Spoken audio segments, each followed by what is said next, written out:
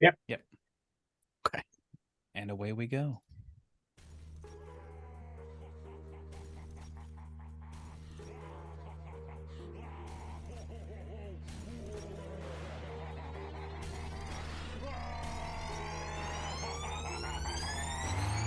Yeah, we straight chillin', serial killing, pre-cool villains on the mic, got you reeling. 5-star rated from the floor to the ceiling. If you catch a 1-star, no time for feelings. Got a demon DJ on the ones and twos, by the name Beelzebub, so don't get confused. So grab a seat by the fire, roast them all over two, and prepare to hear the legend of the straight chillin' crew.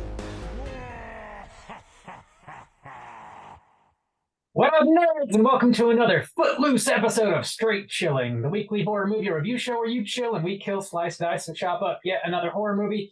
My name is Bob. I'll be your host for the evening. This is episode 442, recorded Monday, September 25th, 2023. Tonight we're talking about another Patreon pick. This one was chosen by the one, the only, the Librarian. We're talking about Saw, 2004. Before we get into it, let me introduce everyone else on the show. First up, calling in from Washington, D.C., we got your boy, Ram Deasy. What's up, man? What's going on, children? How's it going, buddy? It's been a while since we got to talk Saw. I don't think we've talked any on this show, have we? Yeah, we've reviewed we? Jigsaw. Oh, that's right. That doesn't count. And Spiral.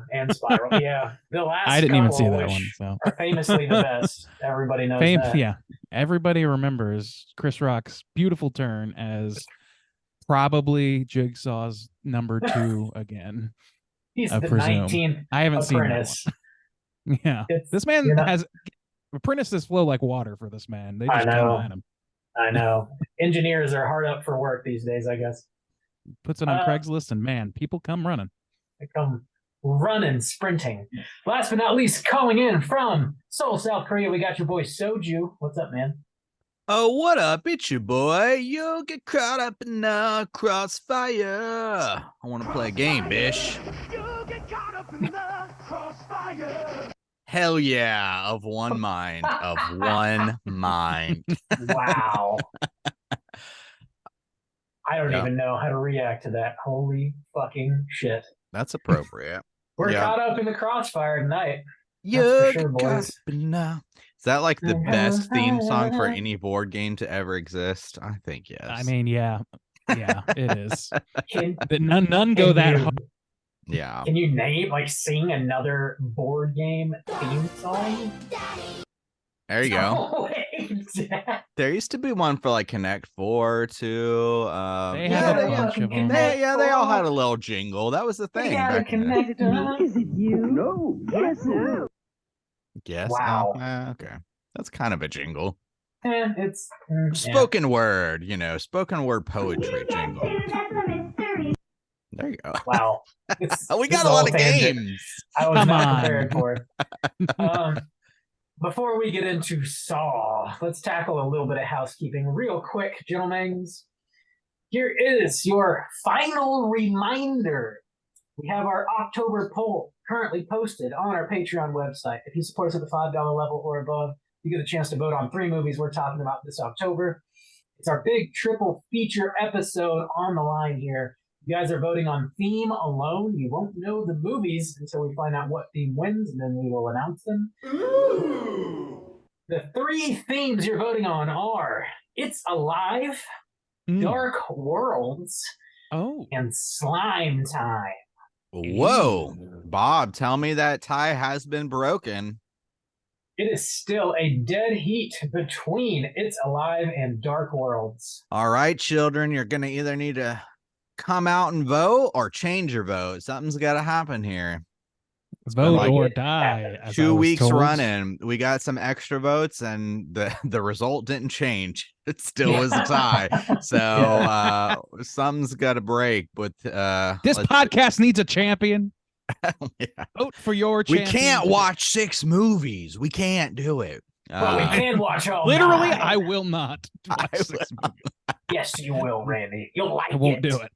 Randy, you get paid so much money to watch So these you have I so didn't- much free time, Randy. Dude. Come on.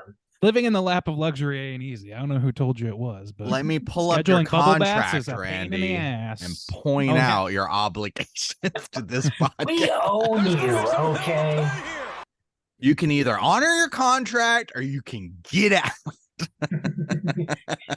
Let's replace Randy right now. Who wants the job? Anybody? Oh man. Yeah, get your votes in. You got a few days left on the poll. Break this thing for sure. We definitely cannot watch all six. Get your votes in. In other Patreon news, we're dropping a brand new mini cast every single Friday throughout the month of September and October, actually. No. Holy shit. This past Friday, we dropped a mini cast on New Religion, which is a Japanese horror film on Springbox. And then this coming Friday, the 29th, we're dropping another one on a little movie called It Lives Inside. Juice, this is another one of your mini casts. Yeah, this is a brand new film that just came out, and actually it came out this past weekend, so you're getting it fresh, and people were already recommending it in the Slack, completely independent that any kind of mini cast was coming out there saying, hey, if you want to check out one film in the theaters, you know, coming into this spooky season, they were saying this is a good one. I agree. It's got some good autumn vibes as well. Not as hard as the Cobweb a couple weeks ago, because that one was just like straight Halloween and pumpkins. But this one has some really good autumn vibes. It's a creature feature. And it's really interesting, too, because it's coming from this Indian immigrant family. And so their daughter is kind of riding that line between, you know, like fitting into her, you know, society that she's grown up with and like kind of learning her family's like traditions and stuff like that. And there's this monster, and it's good. It's a good movie. I liked it. Nice. Yeah. That was a mini cast, I believe. Yeah. Macro. Let me just go ahead. Micro. Microcast. There it is. I was like, went the wrong direction there. Check that out this Friday over on Patreon. And if you guys are living anywhere near Jacksonville, Sunray is showing that currently. So if you do want to check it out, you can do so in the theater. And we got some baller mini cast coming for October. We do. I wasn't Little gonna. tease, little tease. I wasn't gonna say what they are just yet. Yeah, we'll wait till next week. I'll just say a You little guys gotta tease. wait. You're gonna lose your fucking You need to hear mind. this. You need to hear this. You're gonna We're- go ape shit. We're withholding this week. You gotta wait. You gotta wait and see what it is. This is called tantric podcasting. You don't even know what it's gonna be. Ooh. I bet you can't wait to find out what those mini Bet you casts are. can't. Huh? You gotta keep listening.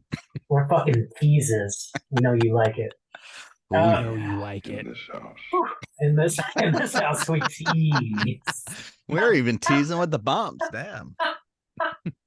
The last bit of Patreon news I have is just another reminder. We are hosting our third annual Chilloween party on Friday, October 13th at 9 p.m. Eastern time. And this is a Patreon exclusive event. If you subscribe to our Patreon at any tier, you're welcome to come hang out with us. And we're going to be playing some horror movie trivia, and the winner of that's going to get a prize sent to their homes. And then we're also going to have a bit of a costume contest. So we encourage you guys to dress up. We'll vote on the coolest costume. Whoever wins that also gets a prize. Then we're going to host a surprise screening of a film. Nice. Yeah. It's gonna be good shit. Third It's a annual. I surprise can't. even to us right Yeah. now. We're getting into like so many traditions. It's blowing my mind looking back and be like, oh my God, we've been doing this for years. Yeah. 10th year running this Yeah, show. this is like the fourth tradition for one thing, fourth year, and then this is the third year for Halloween tradition, Halloween party tradition. It's crazy. Yeah.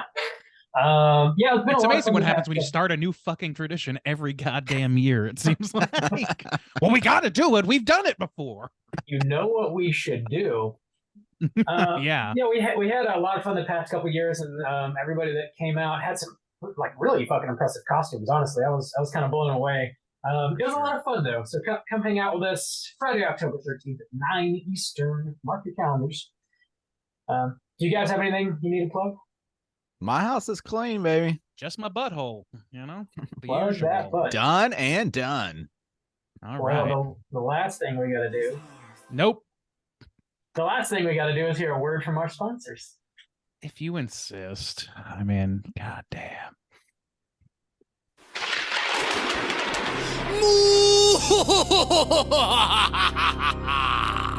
Gather round, all you ghastly ghouls, and kick off this Halloween season with scary good music and even scarier movies. Monster House Records is a brand new vinyl record retailer specializing in punk rock music and horror movie memorabilia. Located in the heart of Sanford, Florida, they boast a wide array of physical media, including vinyl records, cassette tapes, CDs, VHS, laser disc, and more. You can also find vintage tees, books, and plenty of toys. Come for the music, stay for the chills and thrills. At Monster House Records, be sure to follow them at Monster House ORL or visit them on their website at monsterhouserecords.com.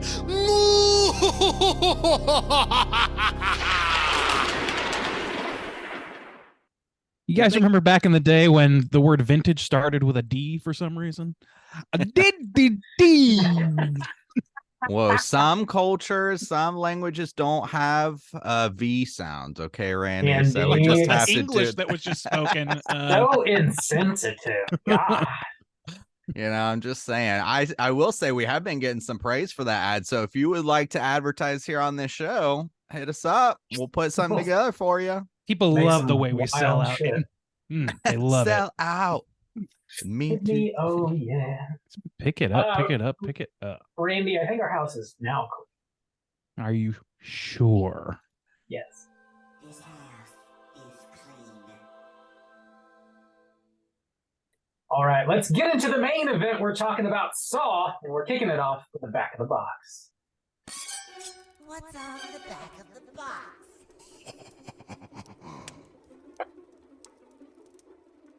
How many editions of this particular film do you possess, Bob? Bomb. Damn. Sorry, Mom and Dad. Just one. Just the one. What have you done? Is it part of a box set? Do you have the whole Spiral collection? Yeah, I've got the 8-disc collection here. For some reason, this thing has all 8 Gamer movies pack. on Blu-ray and DVD. Oh God. Oh, it's from that bridge era. 49,000 discs in this box set. Jesus. But because there's so many damn movies in this box set, there's really no synopsis on the back of the box. So I have to resort to IMDb. Saw, released 2004, rated R with a runtime of 1 hour and 43 minutes. This was written by Lee Winnell and James Wan, directed by James Wan, starring Carrie Elways, Lee Winnell, Danny Glover, Ken Leung, Michael Emerson, Shawnee Smith, handful of other folks, Tobin Bell, of course.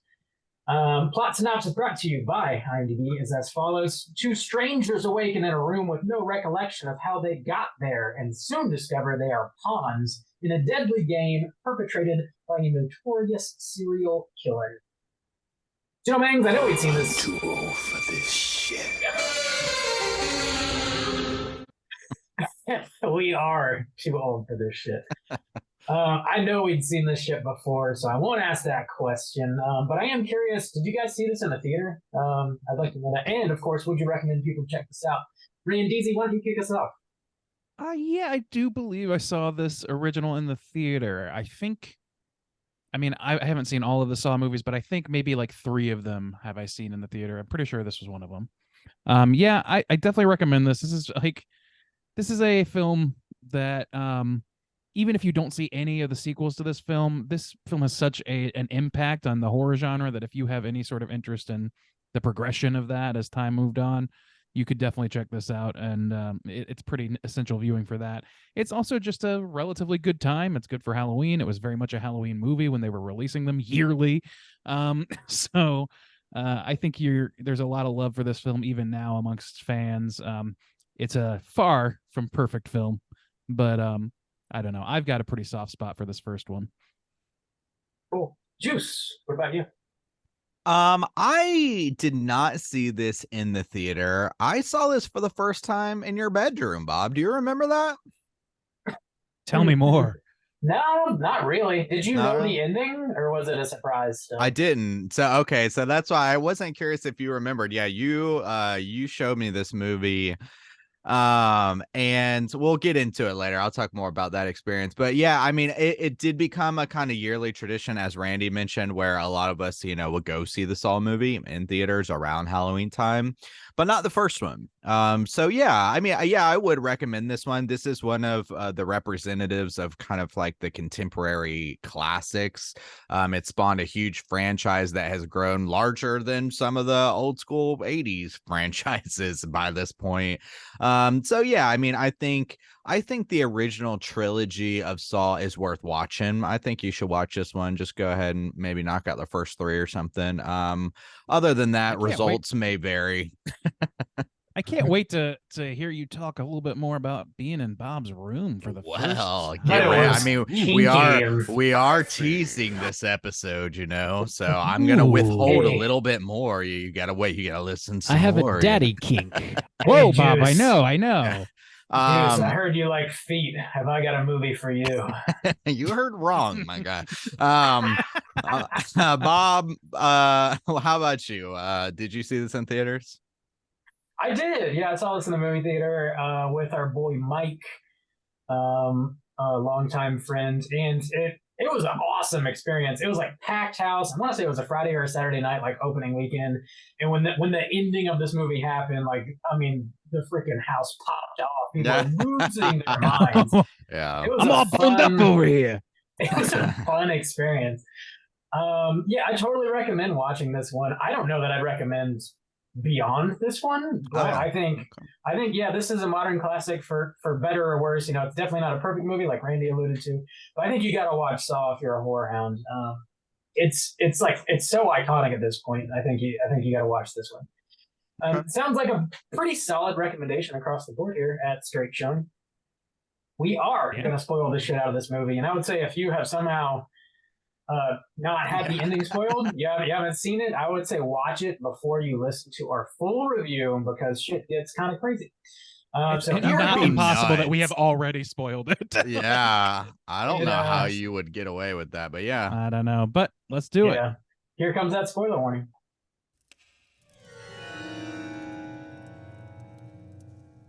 Spoiler warning.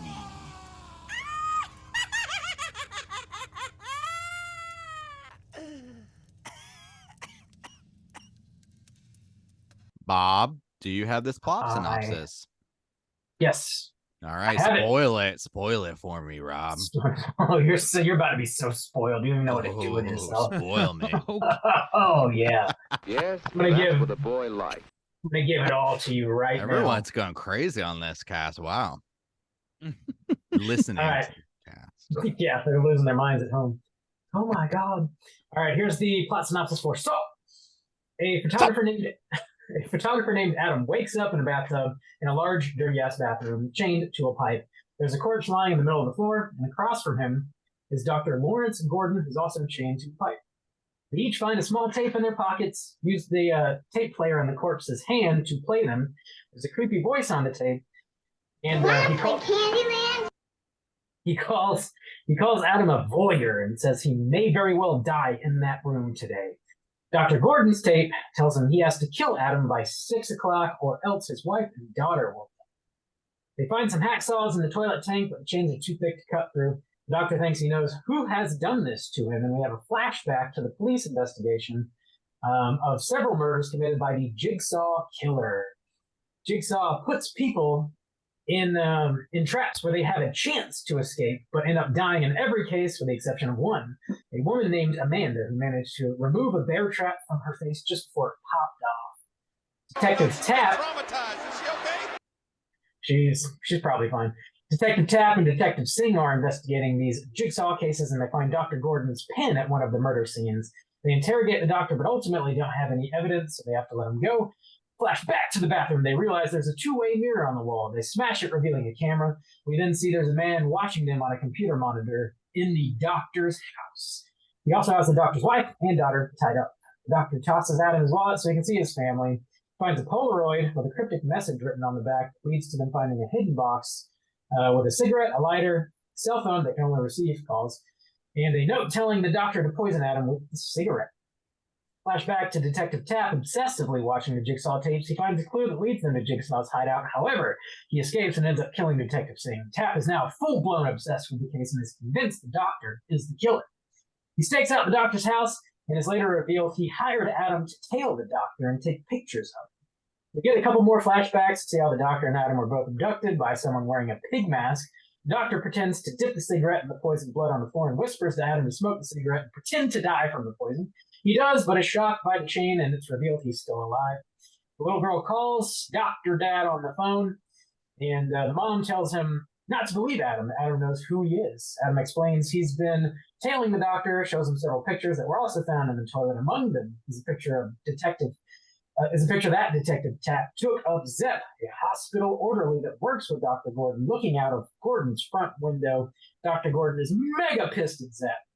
It is now 6 o'clock. Zep calls the doctor and makes his wife say, "Time is up, motherfucker." They wrestle, and the doctor hears several gunshots over the phone. Detective Tap also hears the shots from across the street, and he intervenes. The wife and daughter escape to the neighbors, and Tap follows Zep to the hidden bathroom lair. Dr. Gordon can't reach the ringing phone, and he ends up sawing his own foot off.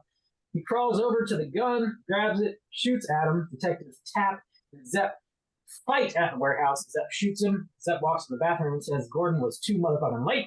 As he's about to shoot him, Adam gets up and bashes his head in with a toilet cover. Dr. Gordon crawls away and promises to get help. Adam searches Zep for a key and finds a tape player. He listens to the tape, and it reveals Zep is not the mastermind behind this. He's just another pawn in Jigsaw's game. The corpse that's been laying on the ground the entire movie slowly stands up, removes some bloody makeup.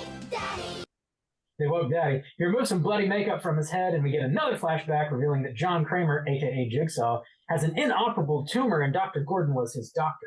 Kramer has become tired of people who aren't grateful to be alive, so he creates these games to make them grateful should they survive. Jigsaw then says, "Game over." Closes the bathroom door, leaving Adam chained up alone in the dark to die. Roll credits. Ba, ba, ba, ba, ba, ba, ba, ba. That's on your Smash playlist, right? We put that on when we really start going to town. Like, That song took the over. fucking world by storm for Yeah. like a decade. Like it was, I think they reworked it for like Lord of the Rings or some shit. Like it was Yeah, all they over did. the fucking place. I didn't And realize Yeah, it was that. a commercials and huge shit. fucking- Yeah, It was definitely in a yeah. Little John song that we used to bump. Bone Crusher and Little John. I don't recall I that, don't know if but it it's was great. that one, but yeah, it was Oh, in a there- Little John song. Bone Crusher. It was Bone one that we Crusher has bumped one. pretty reg. I don't think Bone Crusher was in it, but yeah. God damn. Yeah. So yeah, this movie's fucking iconic. Which is pretty amazing, man. It had a really small budget, and it was James Wan and Lee Whannell's like breakout movie, and like what a way to break out. I will say I completely forgot James Wan did this when Oh, I yeah. started watching it and it said James Wan. I was like, holy fuck! I just Yeah. I just in my mind, Insidious and The Conjuring are what live there now. And then I was thinking to myself, Jesus Christ, this man, love or hate these films and what they've spawned, started 3 modern classic horror The sequel- franchises. He's a franchise machine. He And really That is. is insane. Didn't he move on to Guardians? Was that him? No, that's James not him. Wan. I'm- No, what, he No, did no, what did he do in the no. Marvel universe? He He's did something. Aquaman. No, he didn't. He did Aquaman. Aquaman, and he's Aquaman, also yeah. doing some Fast movies. He did some Fast and Furious movies. He I did see. Fast 7, the one where Paul The Yeah. guy dies. the Yeah. guy that died, yeah, Paul Walker. Walker. Yeah. Yeah, I'm blanking on his name. So yeah, this franchise is the fifth highest grossing horror franchise with over $1 billion to its name. Damn. And the Conjuring franchise is currently sitting at the number one highest grossing horror franchise with over $2 billion. Damn, dude, that's Doinks. nuts. That's the biggest doink. James the Wan biggest doing rolling in possible. that, rolling in that horror dough. Dude, yeah. The man knows what he's doing. Yeah, He he has got a did. career in this Yeah. business. Yeah, so You're yeah, hired. that was cool too. I like just kind of revisit. I just doesn't live in my mind that James Wan was involved in this, and that was cool to be like, oh fuck yeah, James Mhm. Wan did this. Damn, this is like He's- his first Mhm. movie, right? Yeah, his his first breakout, feature length film. Yeah, and he Oh, was he it? and he and Lee Winnell were like they're Australians. If you didn't know, they were living in Australia trying to sell this movie for a couple of years. It wasn't happening, so they came over to Los Angeles, decided to shoot just like an 8-minute like a scene from the movie to help sell it. They eventually were able to sell it, and it was clearly a massive success. And they started churning one out every single Halloween for like the next 8 years or something like that. And it also jump started like a massive wave in horror.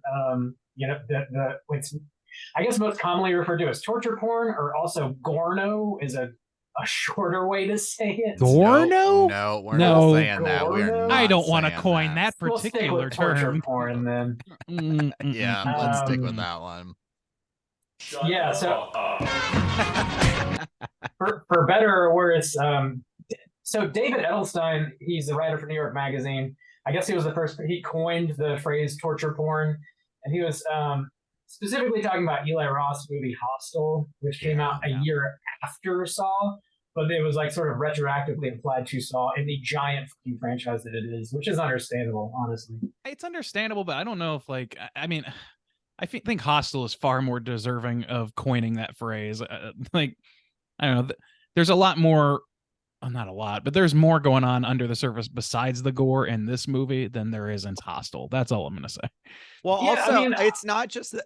I think it's I think it's because this film came out and it was only 2001. When I think of this film and also the 2000s, you do have some things, we reference like Underworld and stuff a lot, but the griminess too, just like everything's fucking dirty and filthy. So even aside from just the torture aspects of it, or even the griminess of the traps, you got this fucking trap and it looks mechanical, it's fucking rusty, those kind of aspects I do associate with this film, making those types of aesthetics like popular. So even if Hostel is more deserving of torture porn, I really do think Saw changed the aesthetic, changed the mentality of like brutality and stuff like that. So yeah, I do agree with that. Yeah, no, and I there's a huge crossover. Don't get me wrong. I just mean like in terms of like earning the words torture porn to be applied to your film.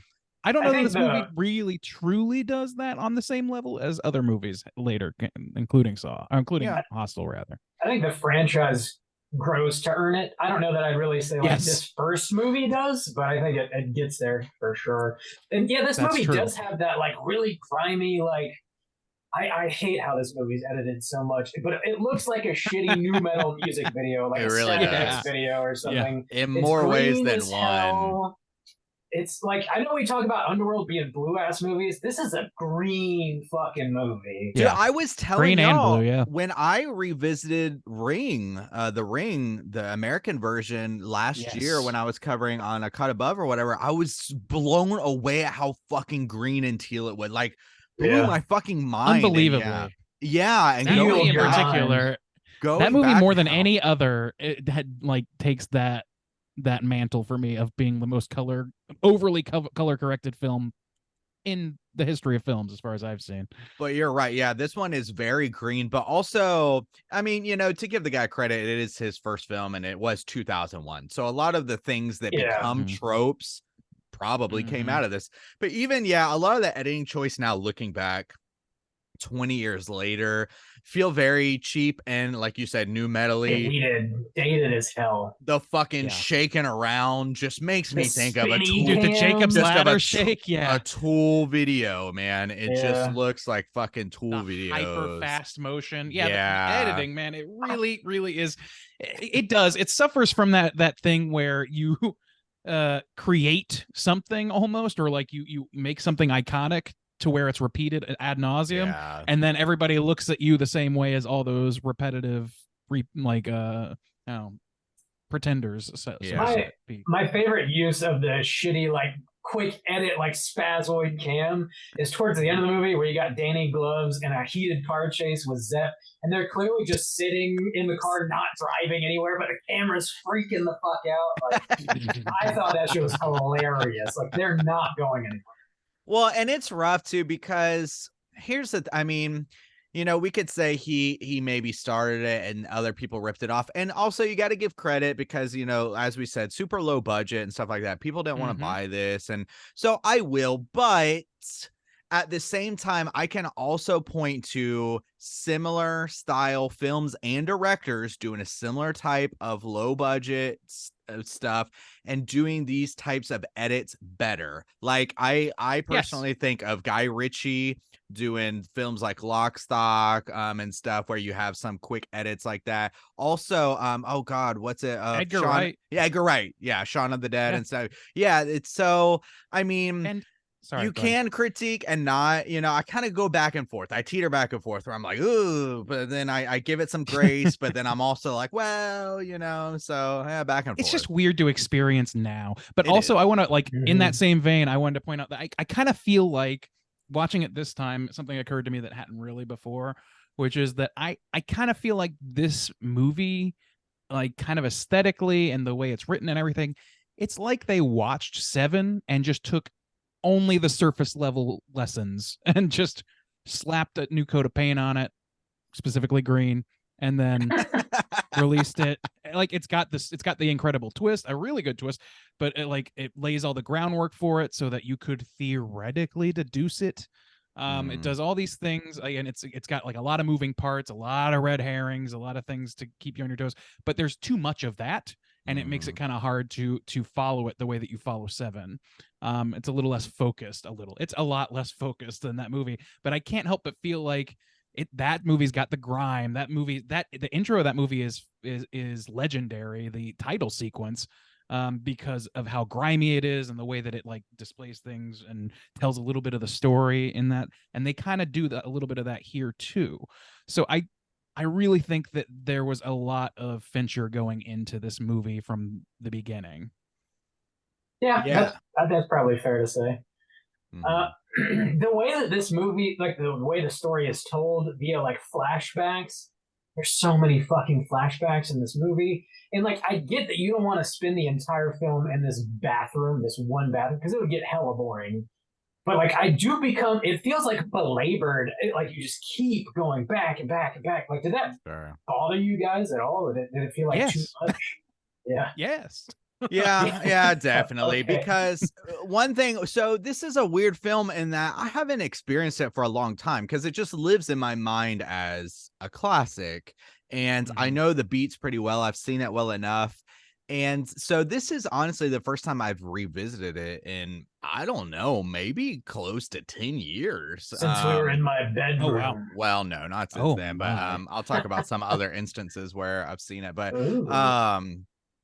but the thing that kind of stuck with me this time is I've seen all of these films. I've seen, you know, several of them many times. And coming back to this one, what Randy was kind of saying about Seven, I was kind of surprised at a couple things. One, I was actually pretty surprised at the lack of traps or the traps that were actually featured in this, because really, honestly, it's the reverse bear trap. And that's the iconic one that they luckily stuck, because the puzzle aspects of the bathroom are honestly pretty weak. And the other two are very just Seven feeling, where you have this big guy, but he's like in his underwear or It's something. punishing them for sins. Yeah, mean- yeah, and Yeah. he's crawling through the barbed wire, and it kind of reminded me of like the big guy who's forced to eat or whatever, just because like they're Yeah. they're bigger guys and they're in no clothes or whatever. Well, and that guy they're- was specifically punished for attempting suicide, Yeah. which is Yeah. I don't know. Go ahead. I'm So, sorry. I didn't mean to cut you off though. No, so I this time I honestly was, and the other one was so not doable, where he's covered in this Oh, a Flammable flammable thing cream on or his whole whatever. body, and he has to hold a tea light candle. Man, those things don't last more than 10 minutes. There's Yeah. no way that you're not going to catch on fire. So Well, I honestly was kind of surprised that at the kind of lack of traps in this one, or what was featured, because the reverse bear trap is really the only one that kind of sticks it, honestly. I think Hey, so. Yeah. it might come as a surprise to you, but Jigsaw is not really trying to help anybody. He's just Dude. trying to fucking kill folks. Well, Interesting about that, like in my mind, having like when I watched the sequels to this movie, it had been a while since I'd seen this at the time, this original, but like, and it's been a while since I've seen those now. But when I watched like 3, 4, 5, like I think I watched up to 5, and in those ones, it just felt like hyper mean, where it was just all puzzles, Yeah. and none of which were doable. And I was like, this isn't like in the spirit of what Jigsaw was supposed to do. And I was like, really on my bullshit about that, but that's not really true. You're totally right. These are pretty inescapable, and Yeah. like there's no Yeah. amount of like brute force that'll keep that candle from burning you alive. He Very unlikely that anybody survives, and I guess that's part of it, but it just seemed like to me like they later in this franchise position him as like a deity of this. He's so good at it that everybody has to learn from him, and all the other bullshit was just because other people involved were fucking up. But that he just kind of sets people up to fail exclusively, it seems like.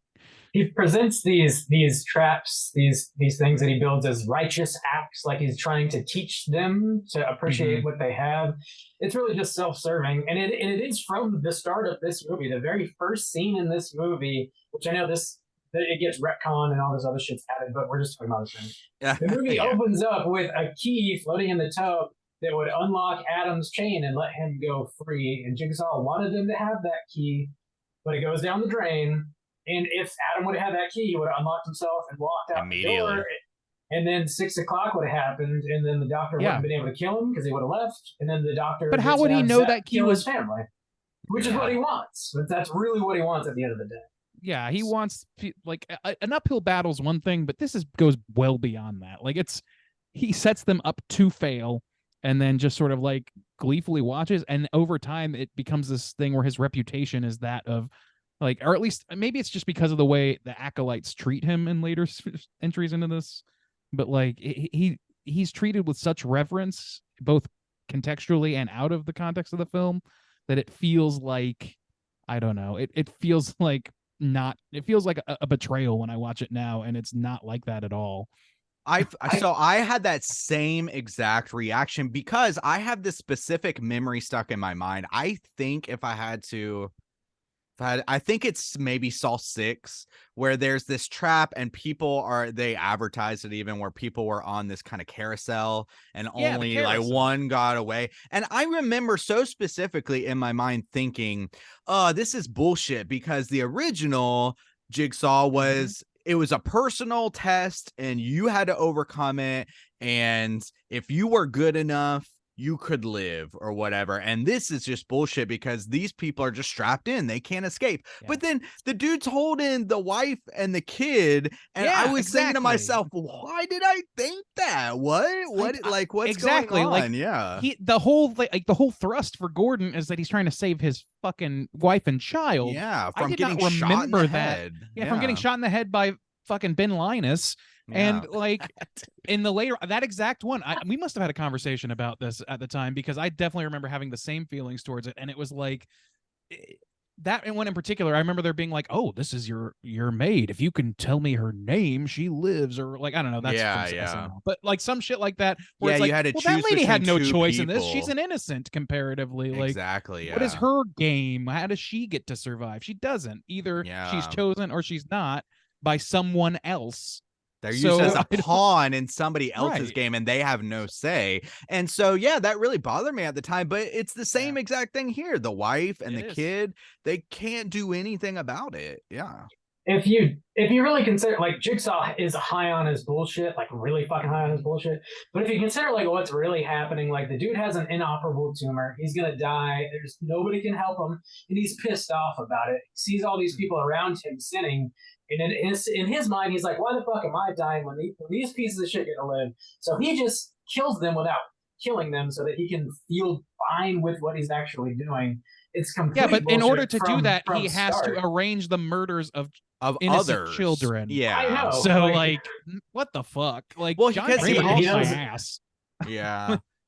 Yeah. I think this is like kind of a perfect like modern day type of slasher movie. I was thinking about like all the sort of like implied conservative morality and like golden era slashers, and like, you know, if Mhm. Scream so eloquently laid them out, like if you drink, if you do drugs, if you bang, you do all these things, you die. And like to a certain degree, like John Kramer murders these people for those exact same reasons. In this movie, the reasons people are put in these traps are infidelity, the doctor, drug use, the girl that ends up surviving, attempted suicide is the bigger dude with all the razor wire. And my personal favorite is the dude with the candle, health insurance fraud. Yeah. That's all he Yeah. fucking does. What the fuck is I that? thought that shit was fucking hilarious, dude. I mean, it is. It's an interesting angle, though. Like you're saying that, like it's almost a subversion of that trope by having Yeah. the punishment well, being dealt out be like, it's no longer implied. It's no longer subtext. It is the text. He records specifically why you have fucked up and why you're going to die right now. And you have to Yeah. hear that and like try and get yourself out of this situation. So like it's just kind of like an evolution of that. I'm having That more is and a more of a good hard time point. separate. Sorry, go ahead. Well, I was also going to say, because it's also highlighted in this movie to me where he's bad at it, because Gordon doesn't even cheat on his wife. He's Yeah. Not we thinking see about anyway. it. Yeah, he's Yeah. thinking about it, and he goes there, but he turns her down and saying like, "Oh, I shouldn't be doing this." And he's punished for what Jigsaw thinks that he's done. It's like, so you've been Yeah. stalking this motherfucker to throw him in a trap. And that's the thing, is by the time that he's taken, he's already being stalked and watched, and a trap has been planned for him to the point Right. where you're going to have multiple people involved, and he hasn't even done anything. Well, Yeah. And then let's also talk about fucking Ben Linus, who, as far as we know, has no sin. He's another pawn but like he just has like something hanging over his head. I can't remember what it is. We but it's don't. like, They don't tell you. do they not tell you at They all? just Okay, they maybe just there's say something more, he but- has his own tape. Like when they find his Oh, dead right, body, right. he's got his own tape playing. You're like, oh shit, what is it? But, You like, don't know. Yeah. Using him is so fucking like counter to everything that John Kramer's supposedly doing, because like he's the guy that stuck up for him. Like he's the Yeah. orderly in the hospital who was like, this is a real guy, you should talk about him with respect or whatever, to Gordon, who's a little flippant about it, just a little bit, and he's like protects this guy's honor and then gets involved into a conspiracy Yeah. to murder children. So I don't know that John Kramer should get any sort of like, I don't know. I'd almost rather fucking Jason Voorhees just beat somebody with a fucking, I don't know, with Yeah. anything really. I'd Yeah, rather watch a machete slaying at that point. It's more honest. Like this Yeah. guy's just murdering people, but he refuses to like own up to it. He's they kill themselves. You know, I gave them every opportunity to get themselves out of these situations. They just have to help It really- themselves. You know? Well, This and is having that's such a hard complete time now. bullshit. I'm having such a hard time now separating this movie and John Kramer in particular from John Doe from fucking from 7. Seven. Like the Yeah. more I think about it, the more it's clear that what they were trying to do here was make 7 on a template of a slasher movie. And Yeah. it's pretty sloppy, man. Honestly, like if you get down to nuts and Uh-oh. bolts, it doesn't pack the same like resonance, because like this guy has no actual principles. Like it I like I don't I know. like that, Upon any- honestly. Yeah. I think it works for me because like this dude is fucking dying and his doctor can't fucking save him and he's pissed and he wants to torture the shit out of his doctor. Like so he does. You know what's it's what he's lacking though? doing. You know what would bridge the gap for me to get where you are right now completely is just a little bit more time with John Kramer. And I know that Yeah. we get more on sequels, and I also know that it would probably ruin the surprise. So I get that. But like just from a narrative standpoint, I like just knowing why he feels this way or getting an impression that he is warped beyond just like that even his scruples are flawed, but he can't see it because he's that deluded. Like getting Mhm. that impression goes a long fucking way. I wish there was a way for them to write that in there. And honestly, you said something earlier that I just wanted to circle back to real quick, which is it would be boring if they were all in the same room. Not necessarily. Bottle movies can fucking rule. Sure. And I Did kind of not- wish this was that. I didn't say that. I said it would be boring if the entire movie was set in that one bathroom. But if they were all in the same room, then it would be more interesting than just those two. Yeah, for sure. Well, I mean, you can have that conversation. Like so much happens off camera in bottle movies. You don't even get to meet key characters in those things. Like you don't have to meet his wife. You don't have to Yeah, really meet Ben Linus. Those, You don't have to do any of those things. I don't those know. movies often rely on like pretty good acting too, and this movie Yes. doesn't have any of that. Like none of That's that. correct. Dude, that was Terrible one of the thing acting. I was gonna kind of touch on too, because and also man, this really watching this going back to times I'd watched it, honestly really kind of shouts out to the Godfather Jack, because I was remembering us mocking Gordon's performance, especially at the end, and we always used to say, I'll be right back, I promise. Like we used to say that shit all the time. Dude, that is bad. Oh, Bad. Christ. It's so bad. But yeah, we used to always Jack too. He would say that shit and fucking bust a guy laughing right. Like we thought that shit was so funny. And it came flooding back to me of, it didn't really necessarily stick out in my mind. Oh yeah, the acting in this is really bad, but it is. It is Yeah. really bad. And like Danny Gloves, and like Carrie Elways, like can act. They have acted sure. very Yeah. well in other movies. So like it's just not working out here. Except I give last just- week. Except last week, I was giving Carrie some shit too, because Yeah, he I was mean, pulling down the movie last week as well. He's not flawless, okay. Lee Winnell, I give a bit of a pass, but that dude is not an actor. Mm. He's a Yes, writer. him doing Is the he the guy fake who's death playing is Adam? so Adam, yeah. Okay, I Adam- see. Yeah, like he has his moments. Like I think like when he's playing subdued, he does all right. yeah. But when he does like anything that's supposed to be like comedy or whatever, when I was a kid, it worked for me. It doesn't work for me now. I've just Yeah. seen too much, and it just doesn't. It's doesn't too- fit much. it's very well. to that over the top acting, like Yeah, be scared, Everything and about so this. he's erratic and freaks out, but it just feels very heavy-handed and forced. But man, yeah, old Gordon, he drops out when he's also freaking out about his family, it's just he's not doing a good job. Dude, his screaming is hilarious. It is fucking funny. I promise. It's- Oh man. Yeah. Don't wait, Daddy. And I don't know, then- man. And It's- but there's- also Sorry, too, yeah, the cop who's got his neck slashed. Now he's going ham, but it's got this weird tone, where it's kind of exploitation cheesy feeling almost. Yeah. Um That's the and- thing is it's kind of yeah. bridges the gap with like Over the Top is kind of what this movie does. So it almost feels weird to critique that in the acting Yeah. alone. But at the same time, like, I don't know, like part of me thinks that this movie was going for something better than what we got. And part of me feels like it's going for exactly what we got. And in that frame of mind, I think it works great. Like we've been criticizing the shit out of it because we're bringing our higher thinking to it a little bit rather than Whoa. just letting it wash over us in a little fun little like romp. We're actually being analytical towards it, and it's suffering for that. I mean, it does, just yeah. that's how schlock kind of is, a lot of the time.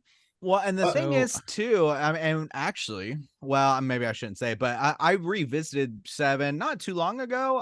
I did even a poll where wanted to. It was like thrillers, and Seven was in there or whatever. And so I've seen it. And going back, as we said, I think Seven holds up probably better.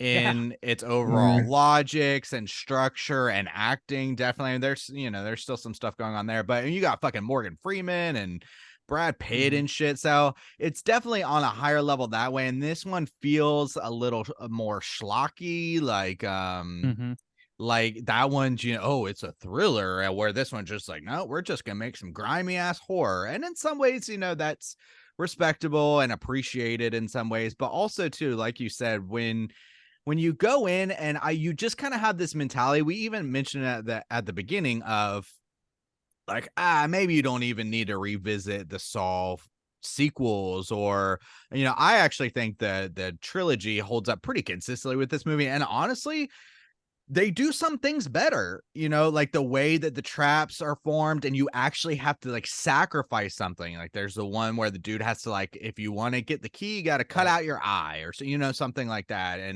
And you actually have to put something forward. And so in some ways, some of the sequels do some of these ideas a lot better.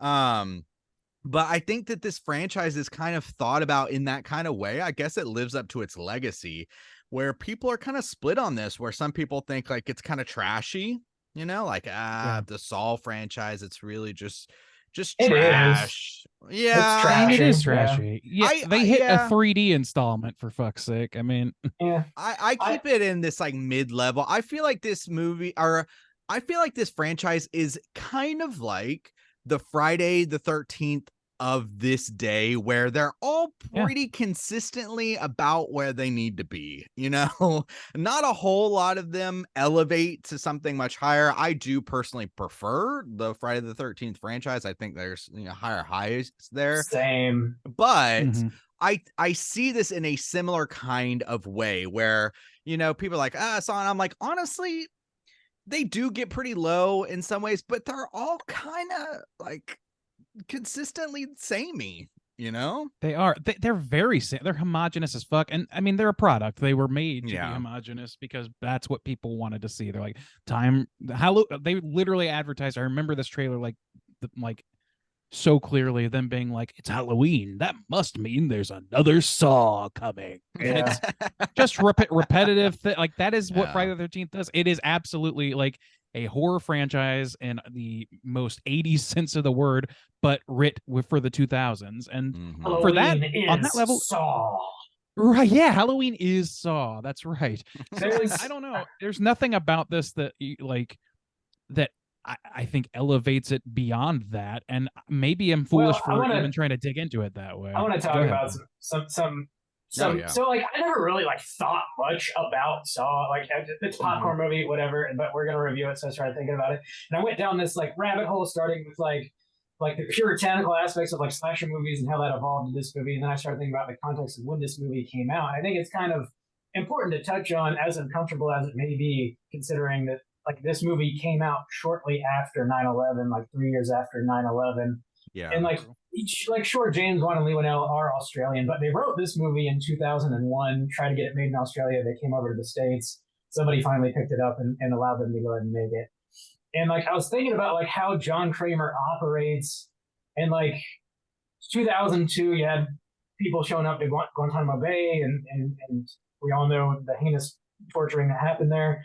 And like I have to believe they're from Australia, but that had to make its way over there. They had to be aware of it, maybe subconsciously. Yeah. I don't know how intentional it is, but like considering John Kramer in this movie and how he's like really leaning into these like puritanical ideas and like preaching these ideas to, we found out, all of his disciples, all the while still just like torturing the shit out of some folks. Like it just really sort of encapsulates that like post 9/11 America.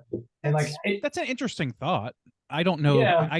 I feel like intentionality is a stretch for that personally. Maybe but not. Yeah. As a lens, I think it's interesting. As a lens, it is. I think intentionality, I wouldn't necessarily attribute to that, but because I've never heard them say as much. So no, yeah. So what I would say though is too, it's following the type of kind of mentality and trend of the time, which in some ways was kind of made popular by movies like Seven. But on top of that, you know, we talked about this in our coverage of Fight Club that I did with Mhm. Matt on Creature Comforts, where that was 1999. And you have this generation who in some ways have it kind of better than previous generations, but there's also this kind of like disenfranchised with the 9 to 5s and feeling, you know, a generation that has no war or no purpose or no path, and people are just self-destroying themselves to feel something or to feel like that they matter in some way.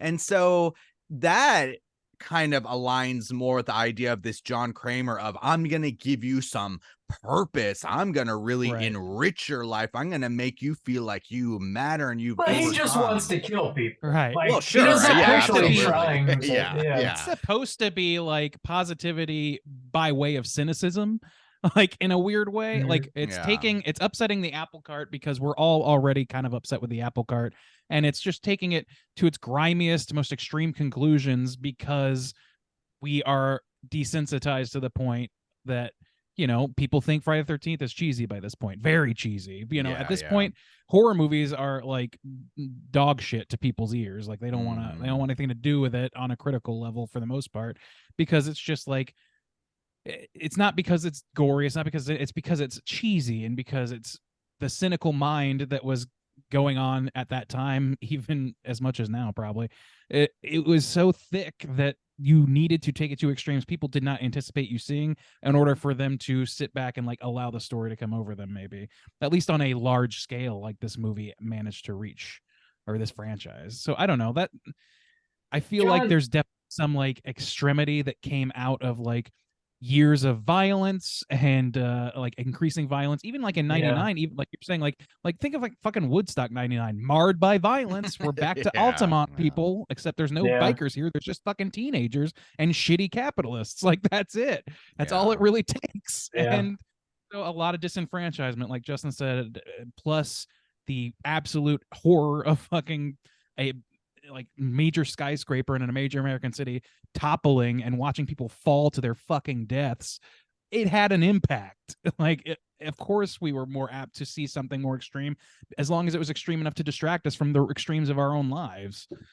Sure. Yeah. And I think if that event did not directly influence this movie, it sure as shit directly influenced a ton of other horror movies. Well, it Um, influenced the next decade of horror. In a way, it's kind of like a cultural self-harm, talking about Randy's point of, you know, what you see and what you experience and trying to kind of cope with that in some way, because it is this kind of cultural self-harm of grimy, dirty, just as gritty and painful as possible, you know, show people's heads getting ripped open and show, you know, that This- kind of stuff. It's kind of weird to think about, honestly, from a psychological Well, level. this movie is like forced self-harm because you have to save yourself in order to do that. You have to Yeah. harm yourself. And it has this kind of like this real bullshit, like, pull yourself up by your bootstraps, kid. Like, I've given you everything you need to get yourself out of your situation. You just have to help yourself. But at the end of the day,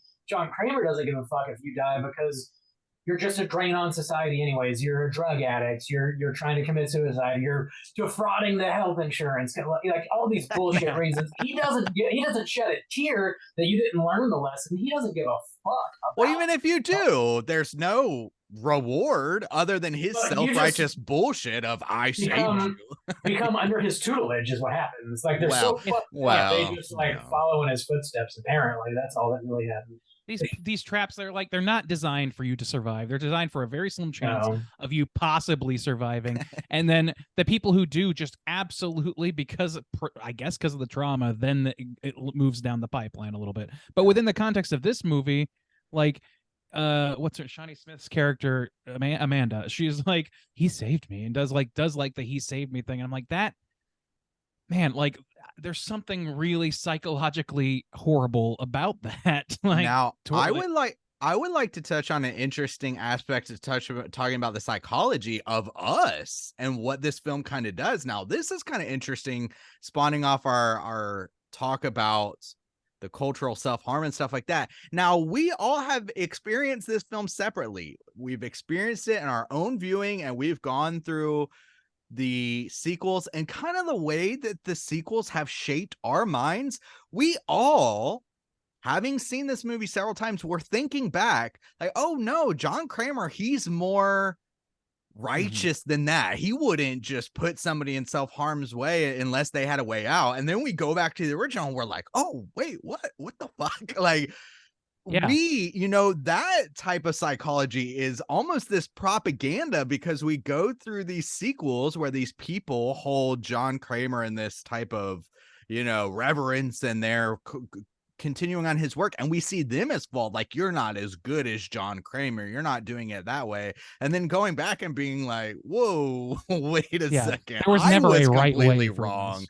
Yeah, that's a fucking wild to me, honestly. Honestly, I never really thought that much about it necessarily. Oh, really? Right. Okay. Or like cared too much. I was like, yeah, Yeah. they're traps. I'm here to see They're some crazy traps. Like, that's what Saw becomes. Really. Yeah, like, after the sure. first one, like, I don't really care too much about the characters, or like who's the next apprentice is, Well- or like who returns from the grave. Like, I don't really give a shit. To be You can honest. say that, and that's interesting, but like, you got to also bear in mind that the gore is not the only thing that defines this movie. What also, or the traps, none of that stuff. It's the twist, man. Like, Oh, This like, so movie, like yeah, the for story sure. does. talk about that. Yeah. I think it diminishing returns on that as the franchise goes on, of course, because that's the nature of twists and the nature of the way film went through that era where everything had to have a twist. But like, I don't know, man. It just seems like there's more to dig into, I guess, than you would have like about our psychology and how we fucking observed this, than just like us looking back on it now. It's also the way that the movies themselves progressed it. I think that like the reverence for John Kramer as time went on, both as fans and as characters in a cult in the movies, Mhm. like, I think that they kind of just over time, it just sort of like overtook the way we thought about John Kramer. Like, I kind of agree with Bob. Like, when I first watched this movie, I didn't really think too hard about the morality of it. I wasn't really Yeah. thinking about it. I was like, oh wow, it was that guy crazy. Oh, and that's his reason. Okay, that's fine. And I never really dug into it. But as I'm looking back, and I'm like, oh wait, he was never right. And all these complaints I had about him later were just a byproduct of like the movie and culture deifying him, or the fandom, I guess, deifying him in some way. And I don't know. I think that it might just be a byproduct of how the overall story was told. Yeah. Yeah, I that would ending like is iconic though. Yeah. Like, Oh, one of the yeah. most memorable endings of, I don't know, our lifetime. I would have to say, of like horror movies specifically. Like, that It's up shit there is with Sixth legendary. Sense. Yeah. Sixth Sense, Sixth yeah. Sense Yeah. started that craze, but man, did Saw really pick it Split. up Yeah. Well, Split? that's carrying off. significantly later, but sure. Yeah. So I want to share my experience of watching this. So I remember. Yeah. So Bob, you showed this to me, and it was, for some reason, we weren't watching it on your main TV. You showed it to me in your bedroom. That's how it starts. Yeah, maybe. That's what a boy Hey, likes. come back here, watch this. Now, this sticks out in my mind. So the reason I asked if you remember this sticks out in my mind so vividly. This is like a permanent memory. I can see it all, almost like you're watching it from above. I remember the ending of this movie coming up and me making this comment before the ending is revealed. So before John Kramer stands up, I made some comment along the lines of, can you imagine being that actor, just being paid to just lay there and be covered in blood or something? And literally like a beat later, he fucking stands up, and I lost my goddamn mind. I was like, oh my God. Like, had a complete surprise. And like Bob must have been like fucking holding it back, because that comment sticks out in my mind of like, oh, can you imagine being that actor, being paid to just lay there and you're covered in blood and makeup or whatever, and fucking stands up. It's So, Jigsaw! I mean, this ending and with the music, perfect choice, really did just punch you in the fucking mouth, just Yeah. like, woo. And I think that you have to give it credit for that. As much as like there are some flaws in this and some budget restrictions from a setting up some things, even with these weak points of like, wow, this acting is not good or whatever. This lives in our fucking minds of, oh shit, that It's was a pivotal wild. scene. Yeah, it is. I think yeah. more than any other impact this movie had is it really pushed forward the twist craze that was Yeah. happening at the time. It really propagated that. It did a lot of things that were unique to this movie that we've already talked about. But that, like, if people remember this movie, it is for the twist. If there's Yeah. one thing they remember, it is Yeah. the twist. And So, they try to like, keep that going, and it's Yeah. too much less success. it's diminishing returns like crazy. And because the thing is, like, you can't twist when you're expecting a twist. That's why culturally Yeah. it fell off, because everybody's like, okay, so what's the twist? Yeah. Oh, I figured it out because I'm only thinking about what the twist is going to be. Like, Well, that's what but happened to also Shyamalan. That's what happened to some degree. That's what But happened it to Shyamalan. does affect, I mean, twist movies also too, they don't live up as I remember when we covered Sixth Sense, and I was just like, it just doesn't have the same impact. It's almost trying to relive that thing that you had experienced the first time, and you just can't. And so in that way, Yeah. to me, it naturally feels less than. And so See, they just that's- never live up to me. I see. At least partially disagree with that. See, to me, like, if you're going to Sixth Sense, I feel emotions. What's going on? I Bob's remember trying to land the plane. emotions. Bob's Sorry, landing Rob's the doing plane. Rob's doing sign language for some reason. I feel feel emotion. I feel a lot, like, I feel very like emotional at the end of Sixth Sense. That twist, whether I see it coming or not, packs a wallop. I think, like, it's cool to watch it knowing that that's coming now, but it's not like it only loses a little bit of impact for me. This movie, the rest of the movie, I'm like, I try to figure out where all the pieces are going, but in Joe Bob's words, the plot gets away in the way of the story. There's too many like red herrings at play. There's too many things that don't really truly add up, and it just You're doesn't already reward rating you it. for looking into it. Out of 5, Randy. Go on. How do you feel? Okay, fucking okay. So yeah, I feel like this is a pretty flawed movie on a craft level. Like, I do think that it has a lot to offer culturally. I mentioned at the front that I have a soft spot for this, and it's because it meant so much to me growing up. It was like one of the like most gnarly and well seen movies of in the horror genre at the time. It helped me like continue down the trend of seeing horror movies, even as I didn't like the direction of torture porn that this kind of begat. But like, I don't know, I as much as I have my qualms with it, I just can't help but like think fondly about this movie in all its flaws. It's, like I said, it's like Seven, but done with the kind of filmmaking, I don't know, filmmaking pastiche of like any dumb slasher movie from the 80s, just with, except they're doing it Seven style and with a specific aesthetic that it sort of defined, and with a absolutely A+ killer twist that knocks everybody's dick in the dirt, and everybody loved it. I loved it. It's a pivotal thing for us to have seen in the growth of horror movies over the years. And so I don't know. I'm very of two minds about this movie, and I think as much as I feel like it's a classic and I have a soft spot for it, I'm gonna split myself down the middle here and give it a 3.75. 3.75 from Randy. Yeah. 4 is when I'm feeling very generous towards this movie, and 3 is when I am not feeling generous at all. Juice. What about you? Yeah, I feel in a similar kind of way. And honestly, watching it, like I said, hadn't revisited it in a long time. And I feel like the negatives were popping more than the positives this time around, honestly.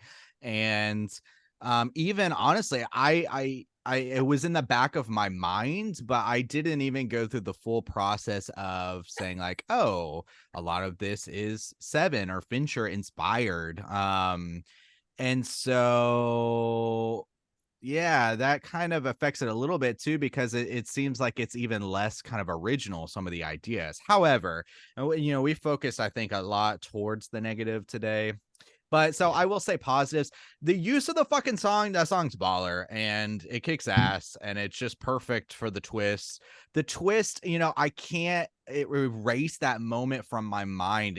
I just remember it so well and it was so fun. And so that is going to play a factor in, and also considering the cultural impact. For better or worse, you know, this James Wan made his first film and turned it into this long running franchise that existed in the horror realm, you know, for a long time and still is kind of keep going. And that's something. You know, I think the for the traps that hit, I think they're clever and interesting. And so, you know, give some credit to that. Also, I mean, we didn't really talk about this. I feel like this highly inspired the trend, you know, that came a little bit later on, but because of these films of the escape rooms, you know, you got a timer, I was gonna say the same shit. Yeah, you gotta look for some It shit. had to impact that, It right? had to, yeah. Because even when I'm watching this, you're thinking, could I escape? Could I get out? Could I figure this out? And stuff Mhm. like that. And that's what those test. So yeah, I mean, this had a huge cultural impact. James Wan, he knows how to take pieces and influences, like we talk about with The Conjuring and Insidious. A lot of the stuff he's doing there is almost returning back to basics. So it's not necessarily like he's doing a lot of original things. He's just making them, he's putting the pieces together in a way that work really well. And I think in a lot of ways he's doing that here too. So while it's not necessarily super original, I guess, he is crafting them in a way and putting them together that is impactful and memorable. And so yeah, I'm kind of with you, Randy. I'm conflicted on this, but I think ultimately I'll give it a 4. But I too, like you, could see myself going lower on a bad day. You know, I really do. And so for some reason, being kind of like forgiving and in the spooky season and remembering kind of what this franchise gave a little bit for so long, you know, 4 I think is fair enough. But yeah, Bob, You out know, of 5. Oh yeah. Oh, Randy. sorry, I was just wrote it gonna like down. react. I already wrote it No, down. I'm not changing anything. okay. I'm not changing anything. You bastard. Hey, it's my turn So- to talk though. Is that cool? Can I talk real quick? Randy is What? muted. Um, Bob's gonna go first. You gotta hold on to your point, Randy. All right, hold Bob, on to your butts. out of 5. Hey. So this movie has a shitload of iconic things going on for it. Billy the Puppet, we didn't really talk about him. Oh yeah, we did him. Like the design of the goofy that's ass true. puppet in this movie is just as iconic now as like the Jason Voorhees hockey mask. People recognize that shit anywhere. Also, John Kramer's like gravelly voice saying, "I'd like to play a game," is also just as iconic. Is just as iconic as Ghostface saying, like, "What's your favorite scary movie?" Like, if anybody says, yeah. "I'd like to play a game," they know exactly what the fuck you're referencing. The ending, again, we've discussed, is extremely iconic.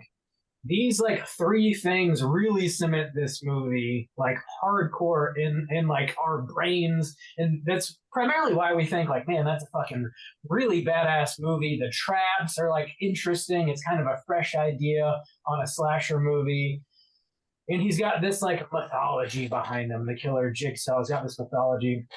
Also, like the pig masks are fucking terrifying in this movie. We didn't talk about that. And you I didn't see get any a- police. Randy, there's plenty There's of cops in plenty. this movie.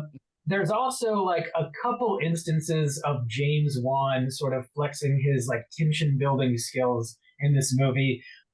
Specifically, the moment where Adam's walking throughout his apartment and he's got his camera, and he's taking pictures, and the flash lights up his apartment, and you know Yeah. some fucking pig mask motherfucker is going to jump out eventually, but you are losing your mind until it finally happens.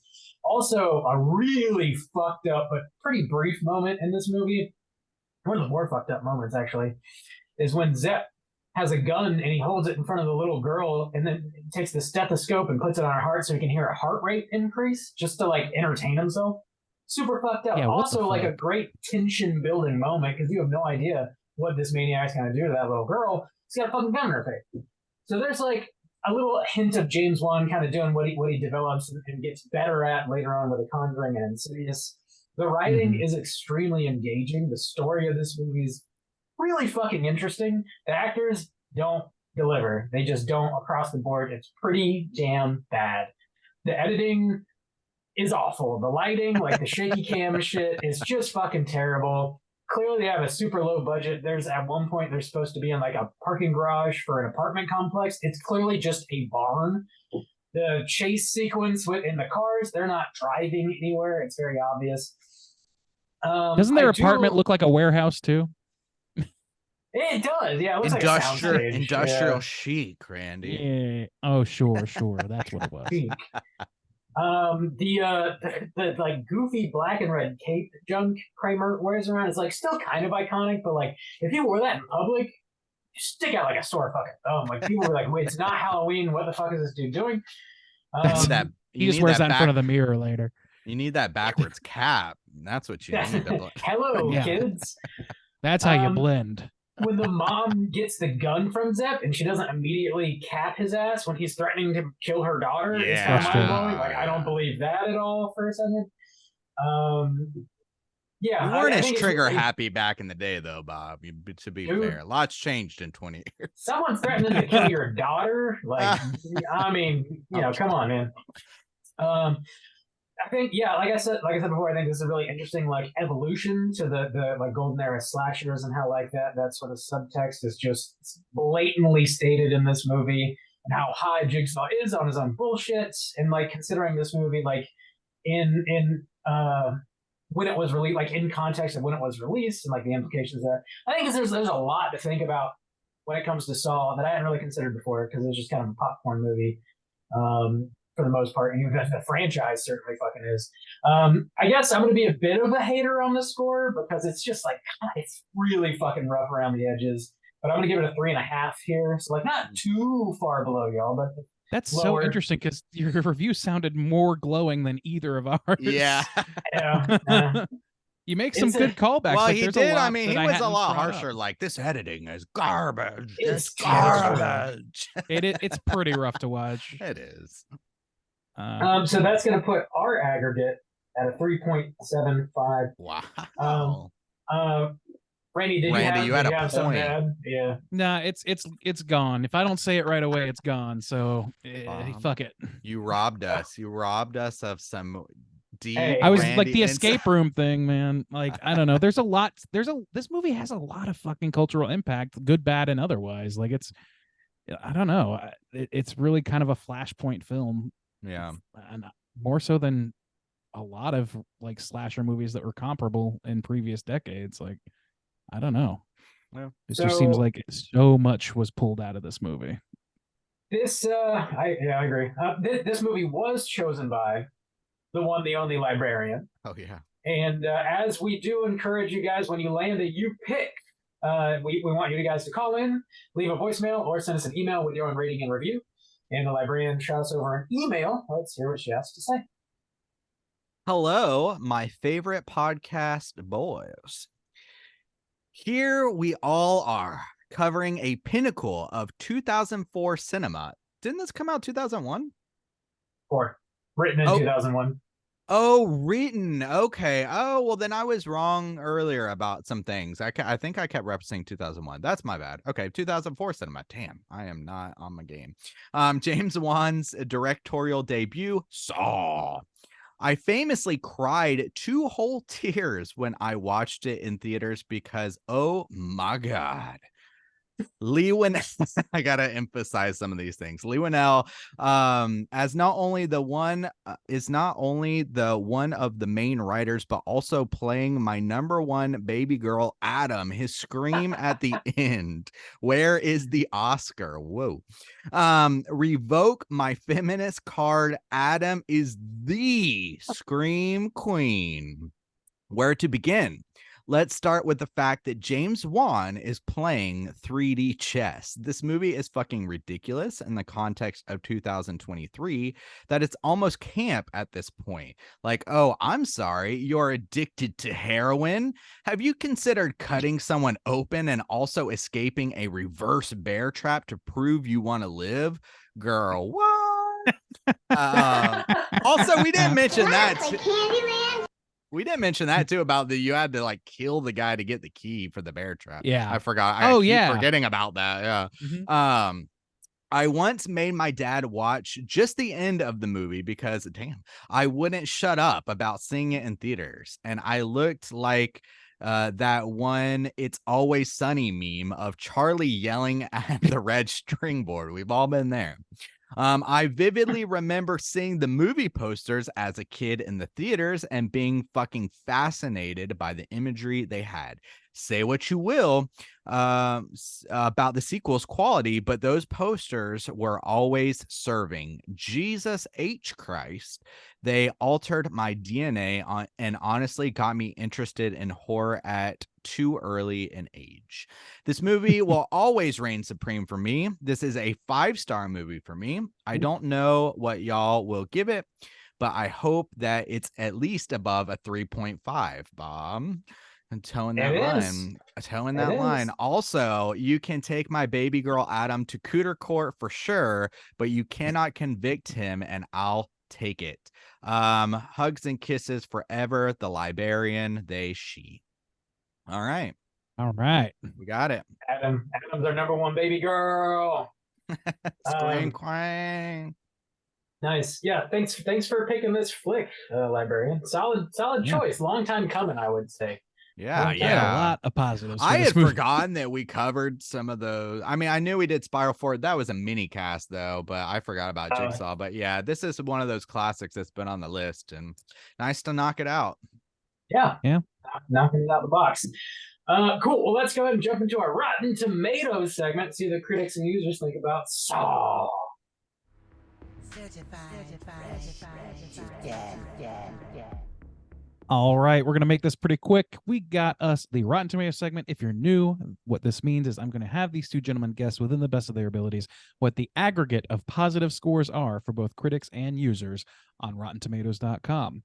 So for Saw, there are 191 critic reviews. I'll start with Juice today. Juice, where do you think those 191 reviews net out at in a percentage? Honestly, I don't know. This one's kind of tough on the critic side. I feel like this is grimy enough and kind of exploitation enough to not be as high as it lives in people's minds, maybe. So on the critic side, I'm gonna go a little lower. I'll say 65. 65. All right, Bob, how about you? What percentage is positive? I could see critics hating this movie, but the ending is like so jarring. That's like the one potential like saving grace. Yeah, I could see a lot of them really hating it though. It's super rough around the edges and gory, and the acting is just terrible. I'll take the under on the critics. You said 65. I'll just take a 60. All right, 60 flat. Well, I'll tell you guys, one of you is only 10 percentage points off, and the other is way more. The correct answer is a flat dead center 50%. 50%. Bob's going to take this one with 60. Damn. Right down the middle. Ooh. That's Yeah. pretty low. I can only imagine what the sequels are getting then. Damn. Oh, I'm In the sure that's great. trash. Like Gotta 30 be. and below. Gotta that is be. great. Damn. All right, let's move over to our audience score. Trying to be quick about this. And of course, there we go. 250,000 plus ratings. So a large chunk of change there. Bob, we'll start with you this time. Where do you think those 250K land on this film? Users. Yeah, that's definitely more for the users. Gonna be higher than 50%, I would wager. But how high? Pretty oh boy. Are y'all there? Are y'all still Yeah. there? Yes. Okay, my computer just completely went black. Okay. Which so- one? Oh boy. Oh, The is one that it- you're on. Do you need to like touch it? Did you need to set your sleep settings? Nah, it's all good. It's all good. Okay. You're back. Well, of You're course, back. here come the demons. Okay. So I'm gonna wager higher than the critics, and I'll take a 69, please. 69 fellas. All right. Juice, how about Mm, you? I think it's gonna be higher than that. I think most audience members are gonna get a kick out of this, honestly. Mm-hmm. I think this is even one of those ones you can drag someone who's not really into horror.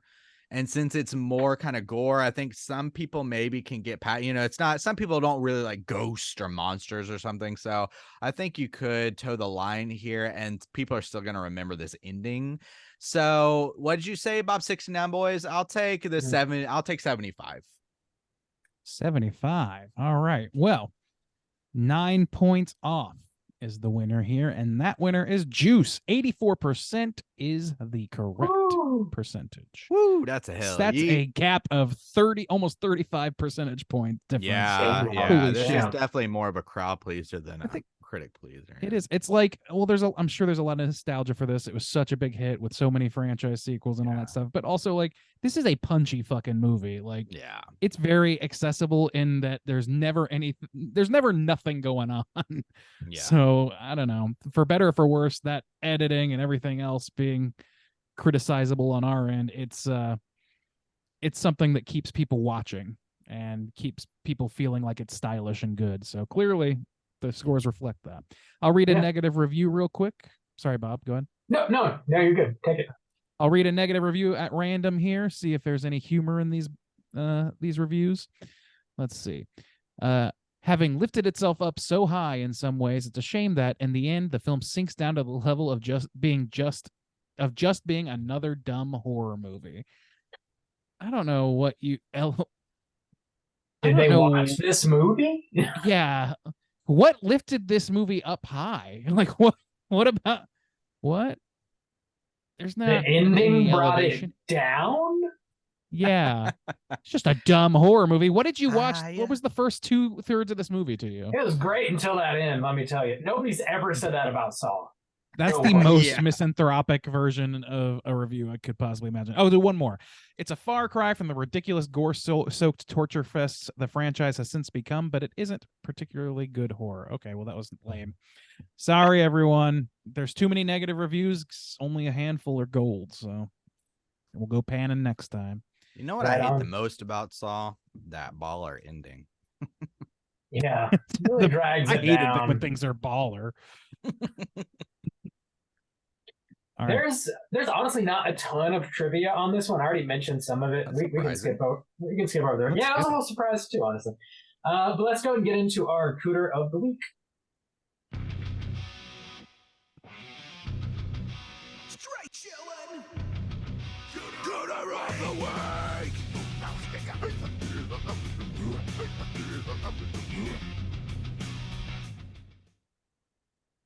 Goose, what is a cooter? Why do we hunt them? Oh, Cooter's character type and a straight chillin' exclusive. Cooter must hit 3 of these 5 points to be considered a cooter, and we want the cooter with the most points.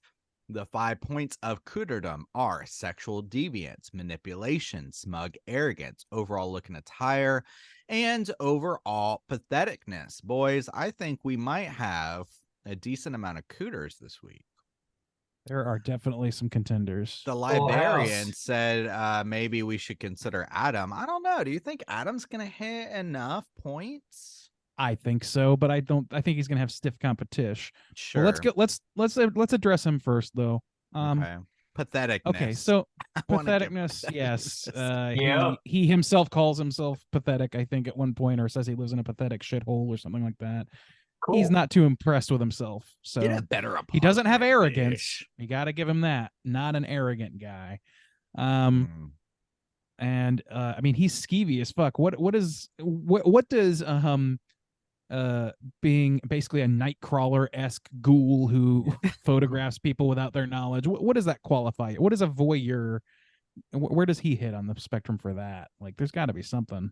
Yeah, I mean, he's like spying on people, selling Is pictures. that just more of, pathetic? Like, I it's guess kind of so. manipulative. I don't know. You're like, He's kind of manipulative, like a shitty private eye, is how I was looking at it. Yeah. Also, too, Bored to he's, death he's style. terrible at it. If you're gonna be spying on people, do not have your fucking flash on in Giant an empty flash. ass garage where you're the Fire only garage. other. Glory. what was that camera flash? Like, what? Probably nothing. Yeah. Not a camera, that's Yeah. for sure. Yeah. Attire is fine for the era. Nothing crazy there. Yeah. Sexual deviance? No. No, I don't think so. I don't think so. I Maybe think he's not gonna Zep have has enough. more claim to that. Yeah. I don't think he's got Who's- enough. Okay. I don't think so okay. either. You're right. I We think, can't convict, which is what the librarian wanted anyways. So. Yeah. I think that Zep is a little bit confusing to me. I kind of want to go for him, but I also don't think his character makes sense. I just don't Yeah. think we know enough because like you Rob, I think brought up him like threatening Gordon's daughter and like listening to her heartbeat and stuff. And that seems completely incongruent with what everything else we see about him. Yeah. And it's the most cootery thing he does outside of just like the act, the other, like just the kidnapping. Mhm. So like there, you can ding him for that, but it's also he has his tape. Theoretically, he's there against his will. That's the only time where you get the impression that he's enjoying this at all, and that's the Zep I would convict. But I don't feel like he's a cohesive character enough for us to even claim that he's an archetype of any kind. He's just a red herring that fits the mold of whatever the movie needs in that moment. He's pathetic for sure. I think we He is. can go with that. He's portrayed as that the kind of swirly guy that nobody, Sure. and then so maybe they Ben hint at Linus. maybe that's why. Yeah. So He's not smug. I don't think he's got sexual deviance. He doesn't seem to be arrogant either. yeah, we attire. don't. The problem is we don't know his motivation, so we We can't say don't, that's yeah. what's making him tick or whatever. So Yeah. I just don't think we have enough information, and I don't think the movie Well, ever designed it. Was We got to designed get to have our it. boy John Kramer for sure. John Get to Kramer, John. smug arrogance, Yes. Rooney, Whew. manipulation. Yeah. Yes. Yeah, I think he's got patheticness out the end. I think John Kramer's a baby back bitch, to be honest. Yeah, I think He's just dying and is pissed He's and just- decides to kill people because he's dying. Like, taking Dude, it's other like- motherfuckers out. the thing with is him. he's a metastasized cynicism with the world or whatever, and Ooh, like Randy. I know I used several multiple syllable words there. Wow. I know. I have a- I'm here to I'm- impress. I'm excited. Mr. I can tell. Let's go to Dictionary your over here. bedroom. Watch Saw. You want to come back Really here and watch Saw? Gotta set the mood. I heard you're in Oh, defeat. yeah, we're gonna go to your bedroom later. I promise. So yeah, sexual deviancy. We don't really get an impression of that. And looking at Tyre, I think somebody, whoever it was, hit the nail on the head. That Dracula cloak. It is that's some Spirit of Halloween bullshit, my guy. Yeah. That's not it's Yeah. not pulling it off for me. Yeah, yeah. So that's 4 points. 4 points. Yeah. Oh, we Solid. got him. Put Solid trigger. John in chains. John, you're going to Cooter jail, my guy. We got him. All We right. got him. Good job there, fellers. Let's go ahead and maybe we'll do a quick little what we've been watching this week. Let's do it. Hey, gang, what you been watching? I'm glad you said that Randy. because I'm multiple backlogged weeks at this point. Ooh, Randy's Yeah. backed up. He's ready to blow. Well, we What you been skipped it last watching? week, so this is not going to be quick, Bob, no matter what you Oh, say. Oh shit. shit. I will try to make this quick. I'm going to start with the absolute red letter news of the day. Completed the story of Zelda Tears of the Kingdom. Bravo, completed it. Randy. It's fucking great. And well, the story's fine. No Zelda story's ever been fucking incredible, but it's always enough. Exactly what I wanted out of it. Ends on a high note for me. And then after you defeat the main mission, you get to see what percentage of the game you've completed. I have completed in 190 hours of playtime, 72% of this game. Oh, my Lord. Oh, Randy. my Dude. Shit. That movie came, That's- or that game came out in May, and every week. I know. That's That a was 4 months intentional. straight, Yeah, I've been yeah. taking my time with this one, obviously, but Jesus Damn, Christ. dude. And I'm still going to keep playing it. All right. Several horror movies I watched, and I'm just going to go rattle them off in quick succession. The Devil All the Time. Never saw it. Had a good time with it. It's a little long in the tooth, as Bob might say. Oh, yeah. The Exorcist original. Great fucking movie. Nothing else to say about that. We talked about it last year. The Nun. I threw The Nun on while I was doing some work. That is a dumb movie. Don't like. Barbarian. Do like. Very fun. Us rewatched Us. God damn, Tim Heidecker can do fucking anything. Isolation. It's fine. It's fine. Renfield. I'm souring on Renfield a little bit on third viewing. Thank the Lord. Just a little bit. And then let's see. I watched for the first time. Hang Wall- on. Rob Oh. can't hear us, and we can't hear Bob. Oh no. Bob, we can't hear you. Yeah, we can't hear you, Bob.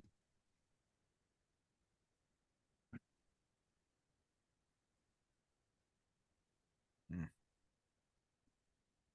Damn, he had to go entirely.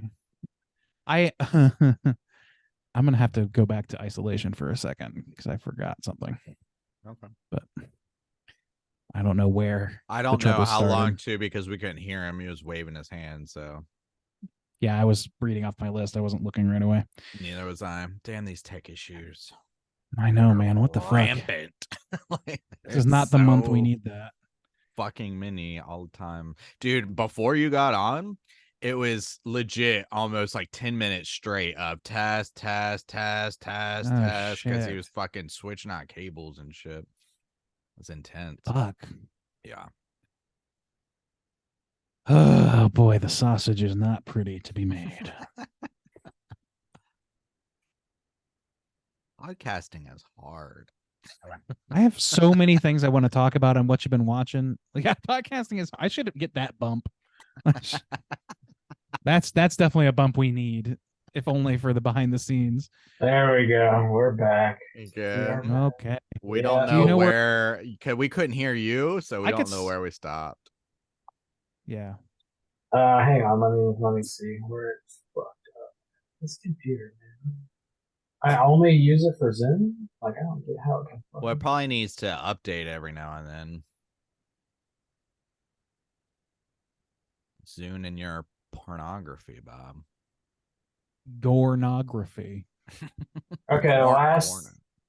last thing you said, Randy, was isolation is fine. It's fine. So Can we'll backtrack on that a little bit because I had more to say on that and I just forgot. isolation. Yeah. Isolation. Yeah, yeah. I'll just delete your isolation comment, and you can start with isolation. Perfect.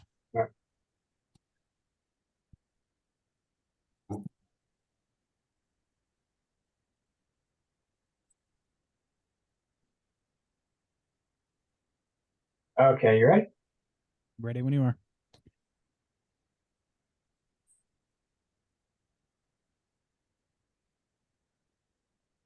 Next, I had Isolation. Which is 2000. wait. Okay. That one was just on me. TBH. Okay. One more time. Here we go. Next, we have Isolation, a 2005, I believe, Irish film. At least there's some Irish accents going on here, I think. And that one was a delightful surprise, a little bit of a confusing surprise because it has very little to do with the concept of being isolated from anything. It has a lot more to do with weirdo experiments, and it's kind of a nifty, The Thing-ish sort of thing, but not quite as high rent as The Thing. I recommend that movie, actually. Yeah, Renfield, I'm souring on a little bit. This is my third watch, and I think it's harder to overlook things now that the punch of some of those jokes has landed twice already. I think seeing it 3 times in a year was probably pushing it, so I'm gonna give it a few years before I watch it again. I watched Wallace and Gromit: The Curse of the Were-Rabbit, which is not something I had seen before. Was spooky enough for me. It's a kids' family film, obviously. Those familiar with Wallace and Gromit, it's that world. It's that sort of humor. It's that very British, very hideous claymation. Not hideous in the sense that the people are designed weird, and it's fun. It's in a fun sense.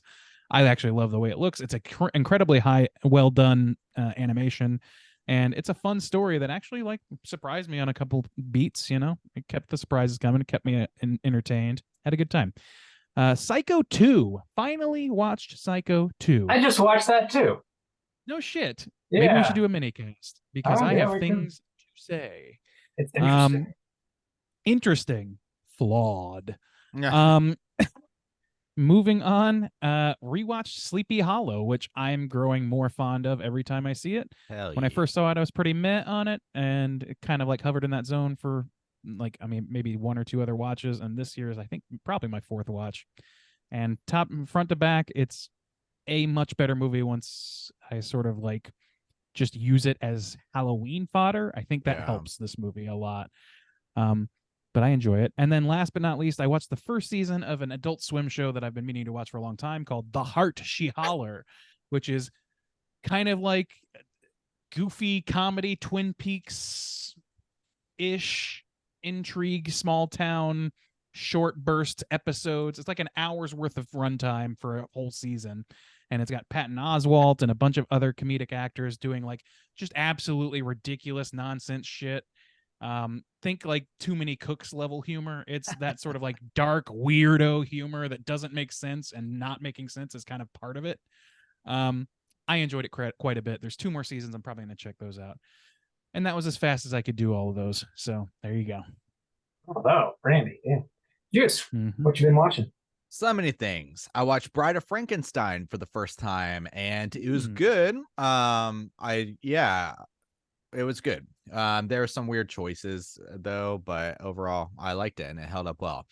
I watched An American Werewolf in London. I don't think I'd seen that since we covered it a long time ago. And this time I had, I think, more fun with it. It was a lot of fun. I really enjoyed that watch. I watched Dracula in 1958 for the first time. Old Cushing and Christopher Lee, and yeah, that one was good. But I'm getting a little kind of tired of vampires. I'm getting a little tired of vampires. I think we've done a lot of vampire stuff this year, and also I've seen that fucking story of Dracula so many goddamn times. There's so many movies that play out the story of Dracula almost in the same way that I'm kind of just like. I'm kind of need to take a break from it. Rewatch agreement. Hereditary, still fucking brutal and great. Dude, Ari Aster, man, that dude is. We say it every time. Jesus Christ. I watched a new Ninja Turtles movie in the theaters. It was a lot of fun. That animation style works so well.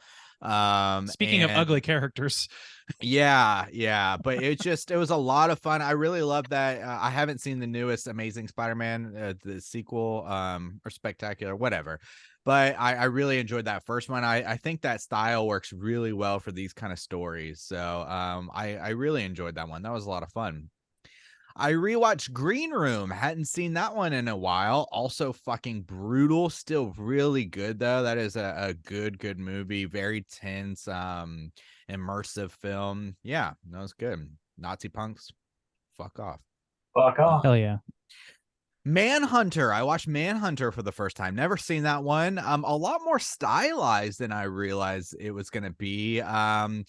It may be a little too much, but yeah, there's some interesting choices going on in there. It was interesting to see what's that actor's name who's playing Hannibal. Different vibe for sure. Brian Cox. Yeah, Cox playing. Oh, that's and right. Yeah, he does a good job. It's just there's not as much Hannibal in there, and just a different kind of vibe. So yeah, it was interesting to see. Cool. I'm glad I watched it. I watched Island of Lost Souls. I was specifically inspired by something coming up that'll be coming up in October to watch Island of Lost Souls. And that was cool because it's interesting too, because another thing I've been watching is the original Scooby-Doo, Where Are You? The first seasons, and Island of Lost Souls and Scooby-Doo have this horror I guess subgenre that we don't really get a lot these days, which is the haunted kind of tropical island, which is where a lot of like the tiki and stuff comes from. And so it was cool to see a kind of classic done in that style, in that setting, and it was fun to revisit that kind of horror vibe that we're not really getting these days. I watched a new vampire film called El Conde, which means the Count. This is on Netflix, is black and white. I like this one quite a bit. It's still got a lot of the vampire stuff going on, but it's got some really interesting things going on. Very stylized. Some of it I definitely could see as being seen as pretentious. It's in a couple different languages. Spanish, French, and English are definitely in there. Maybe some languages I didn't like pick out as something different, but Yeah, I like that one pretty good. Gonna move up the top of the list there. I watched The Bone Woman, Husera, whatever. I wanted to see that. Yeah. Yeah, I think this is a Mexican film. I think at least it's set in Mexico, and that was another new one for this year, trying to kind of catch up a little bit.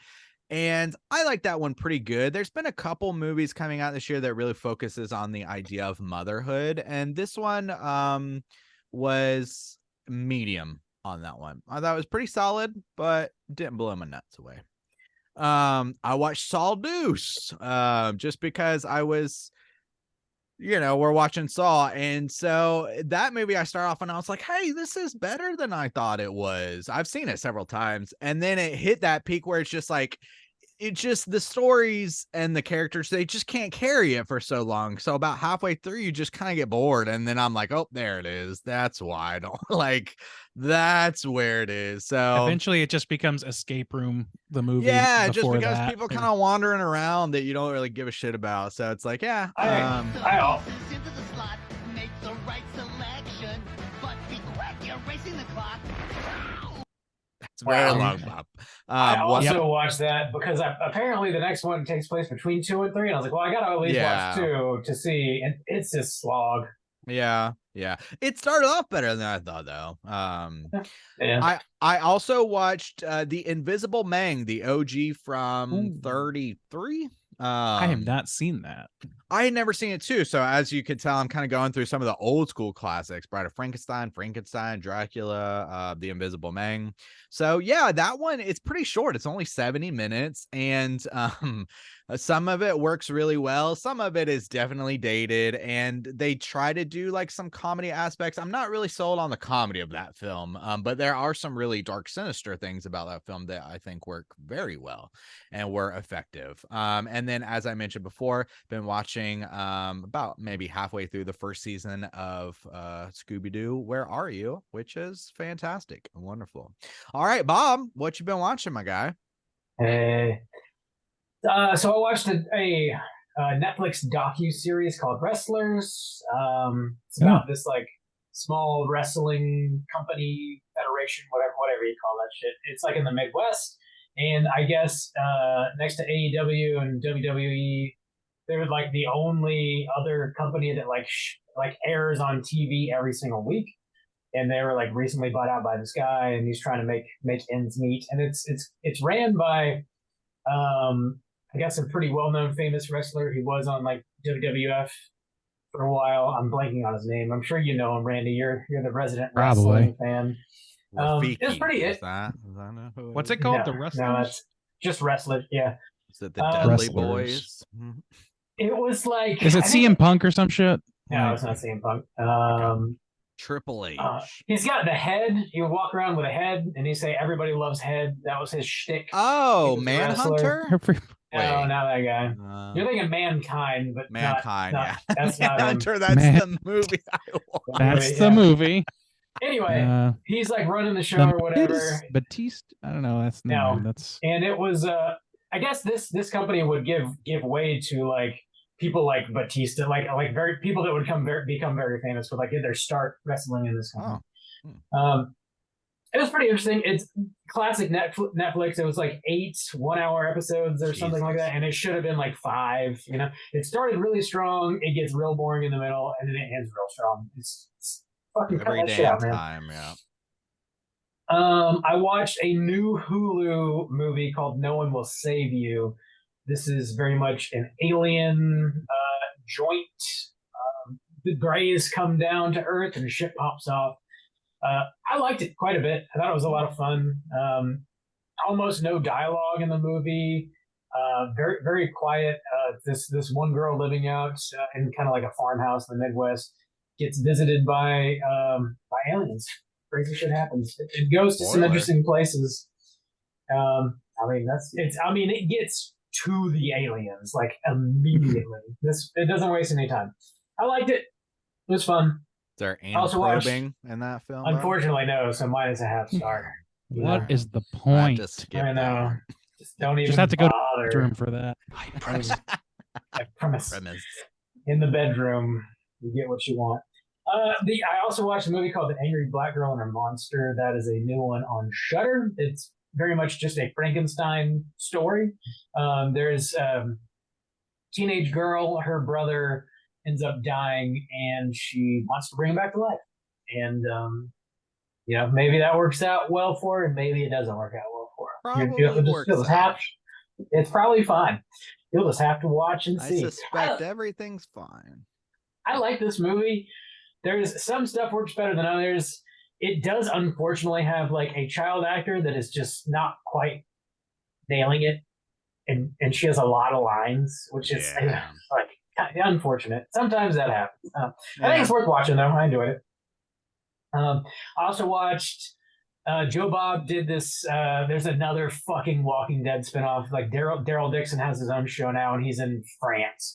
And Joe Bob did a thing for like the first episode of this, and so I watched it really for the Joe Bob stuff, not for the Daryl Dixon stuff. No, nothing against his character. Just I'm tired of The Walking Dead, and it was interesting to see because they clearly had to stick to like a strict time limit. Like you didn't get like Joe Bob going on for 15 fucking minutes. It was like commercial breaks, like 2-3 minutes here and there. Like they had to like hit the marks.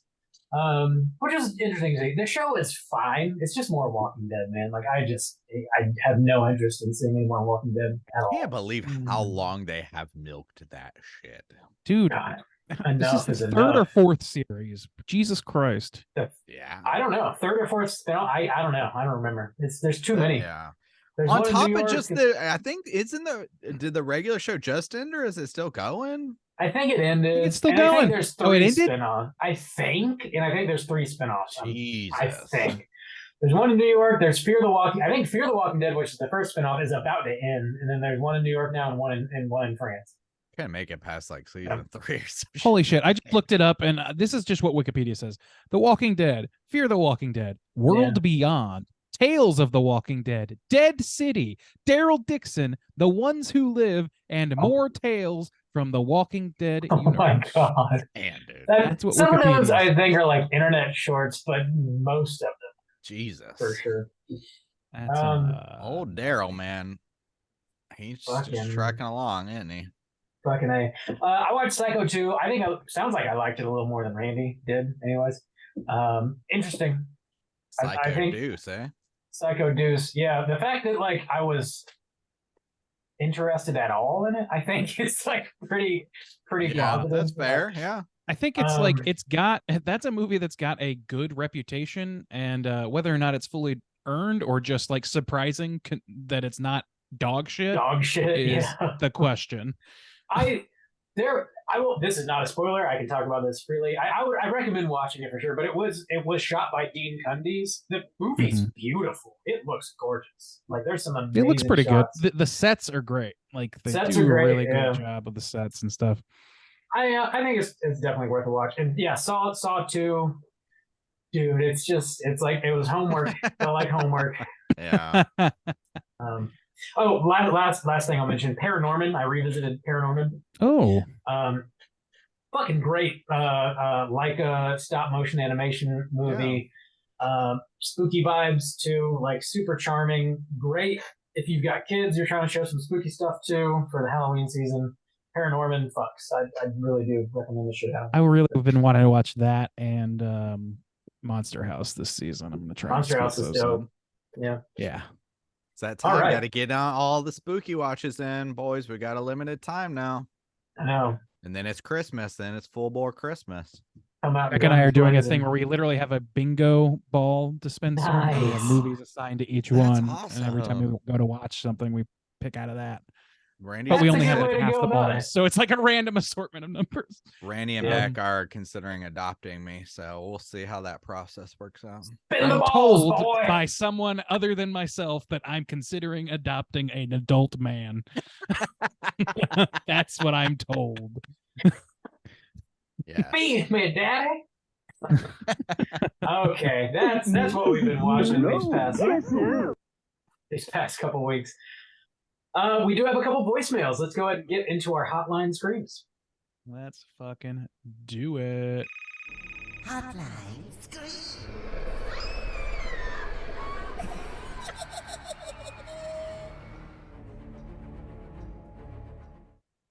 If you are listening and would like to call in and leave a voicemail to be featured on next week's show, hit us up at 904-638-3231. First up, we're going to hear from our friend Tom. Let's hear what he's got to say. Hey boys, it's Tom. How you been? Been a minute since I've called in, but just want to check in with you.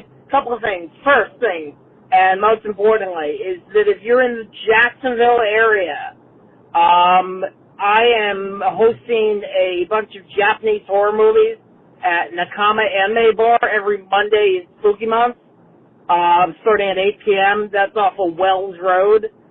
Big sign that says karaoke. You can't miss it. Very cool. Also, okay, so the librarian said that Part 9 was the worst of movies. Absolutely not. Part 8 is the worst of all the movies. You have Friday the 13th, Part 8. Jason takes a boat ride, doesn't end up in Manhattan until the last 10 minutes of the movie. You've got the Nightmare remake. You've got Leatherface. You've got Hellraiser 8, which is probably shitty. You've got Saw 8, which is probably shitty. You've got Halloween Resurrection, which, by my money, is the worst Halloween by a long shot. All right.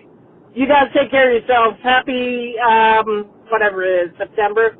We'll still be in September when you get this. All right. Love you guys. Talk to you soon. Bye. Sounds cool as shit. I didn't know there was an Japanese horror anime movies. bar. Yeah. Like in Way to Jax. go, Jax. There it Yeah. is. I'm going to try and make it out to one of those for sure, Tom, probably towards the end of October. I'll see you out there. It That's sounds like a cool. good time. Yeah.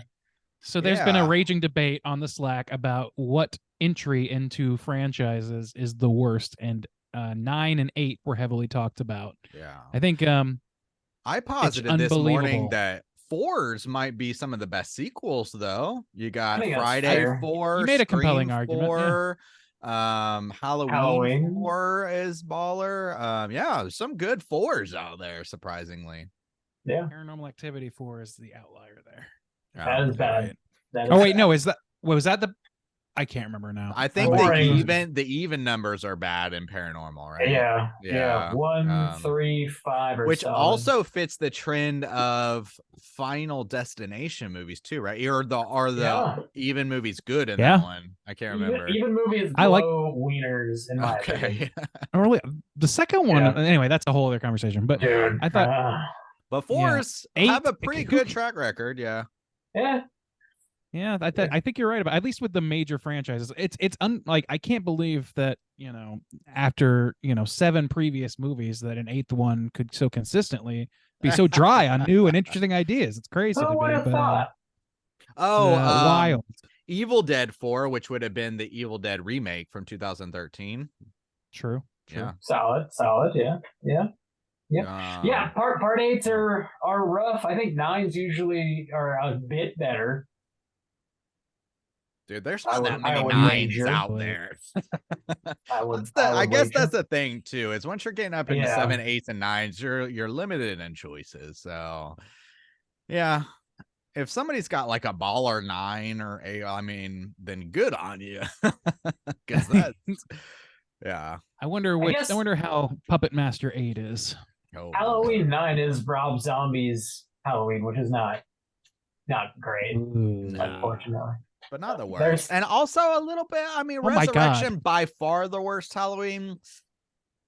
I don't think know, that's man. fair. I I mean, think you yeah, could it's argue hard. that. It's hard to argue against it, but the little extra by far, I'm saying like, I really could. There's like 4 Mm. I could consider in Or the th- race to the bottom on that franchise. There really is. It's a plummet. I think there's 2 real standouts, and they would be Ends and Resurrection to me. Those are the 2 that jump Ends out the most. Resurrection, Zombie And for bad, Deuce, I'm okay. For yeah, bad. for the I thought worst. You said for the stick. worst. Okay, I No, took you the not opposite. the way. best. I was like, And holy also shit. too, the one with Paul Rudd. I mean, you got Paul Rudd, Resurrection, Ends, and Zombie Deuce. There's plenty. To Part choose 5, the second. Yeah. Part Yeah. 5 was rough Yeah. for people. Ooh. Zombie Deuce. There's just no shortage of contenders for bottom of that barrel. Yeah, so by far, Zombie that's, Deuce. I don't know. Yeah, I mean, Thanks. it does feel like MTV was like, no, we can make a few bucks on this. Fuck it. Sure. Hey, sure Anyway, do. yeah. Thanks for calling, Tom. Yeah, hang out with Tom at the anime bar. Do it every Monday in October. Next up, we're gonna hear from our boy Hugh. It's been a minute. See what he's got to say. Yeah, Hugh Collins. Me and the crew of old guys just got back about a week ago from the trip kicking Bob's ass. I realize on the show it was the week of the Cabin in the Woods podcast where I know Bob gave the excuse he had to work and couldn't be on the show, but we all know why he couldn't be there. He was tricky, though. We got down there, he had shaved his beard. He had long, curly blonde hair. Kept insisting his name was Steven, but he got his ass kicked anyway. And then we get back, catching up on some of the shows I've missed, and it was 1 or 2 weeks after I had called in the last time, and Bob was making fun of Italians. So we're loading back up and we're heading back. So you're going to be seeing us, Bob, or should I say Steven? Anyway, a couple of weeks back, you guys did Dark Water, and you asked for anybody if they had seen the newer version of that or the American version. I have. I think you guys rated the original one a 3.7. The updated version, it's all right. It didn't have quite the feelings of the original. Not quite as good. The ending wasn't as good. Pretty much it was same story, a lot of the same scenes and everything. I'd give the American version maybe a 2.7, a 2.5 if I had to rate it. John C. Reilly's in it. He's pretty funny. He's the realtor guy that's selling her the apartment. He's pretty good in it. Other than that, I've just been listening to the podcast, watching the movies you guys have been reviewing it. Been enjoying most of it. Brooklyn 45 was good. Stuff you guys have been watching, you talked about Whatever Happened to Baby Jane. Never seen that. That was good. I've watched the Alien movies. Just watching what you guys are talking about and enjoying it. So keep on chilling. Right on. Thanks for calling in, Hugh, and thanks for keeping Bob in line. My Dude, ass is still sore. This is the craziest shit. I'm not lying. And man, me and Hugh are in sync because literally this week, I was saying, I'm going to throw up the Janus signal. I was like, we haven't heard from our boy in a while. And I was like, I'm going to throw it up. And then I saw the email came in. I was like, holy shit. So glad he just, called in on his own. But yeah, I was prepared. I was ready to throw it up this week. Is Calling the Hugh Janus. the Hugh Janus signal just a giant ass in the sky? Yeah. It's a goatsy displayed on the clouds. It's like the community flag, their The school anus- flag. pluribus anus. Yeah. Yeah. That's great. Oh, they need me. The boys need me. The Janus Well, signal. I was worried for a minute there that old Hugh and his boys might have beaten down some hair metal rocker by the name of Steven by mistake. But No, that sounds like It's Bob good to to a know. T, yeah. That's me. I got long blonde hair. Yeah. No and you longer on often curly shave hair. your beard. Often do it. yeah, Bob, you Uh, got to shave for the wedding, right? baby face Bob. Yeah. We need those permanent wedding pictures to have no beard for sure, so they can live on the wall No, forever. no. What the wedding No. needs is for you to go back to your 8th grade wispy mustache. That's Oh, what the do wedding it, needs. yeah. Oh, nothing but the That's stash, the baby. move. Just like 3 or 4 little hairs in the wind, Oh, Just- yeah. In the wind. You're gonna tell me that I'm wrong? Yeah. You're wrong. I'm telling you. Thanks for Thanks for calling talking. you, and thanks for chiming in on that remake of Dark Water. It sounds about as good as I anticipated, I guess. I was John C. Riley being in it. That's interesting. That's crazy. Yeah. Yeah. Fan of his work.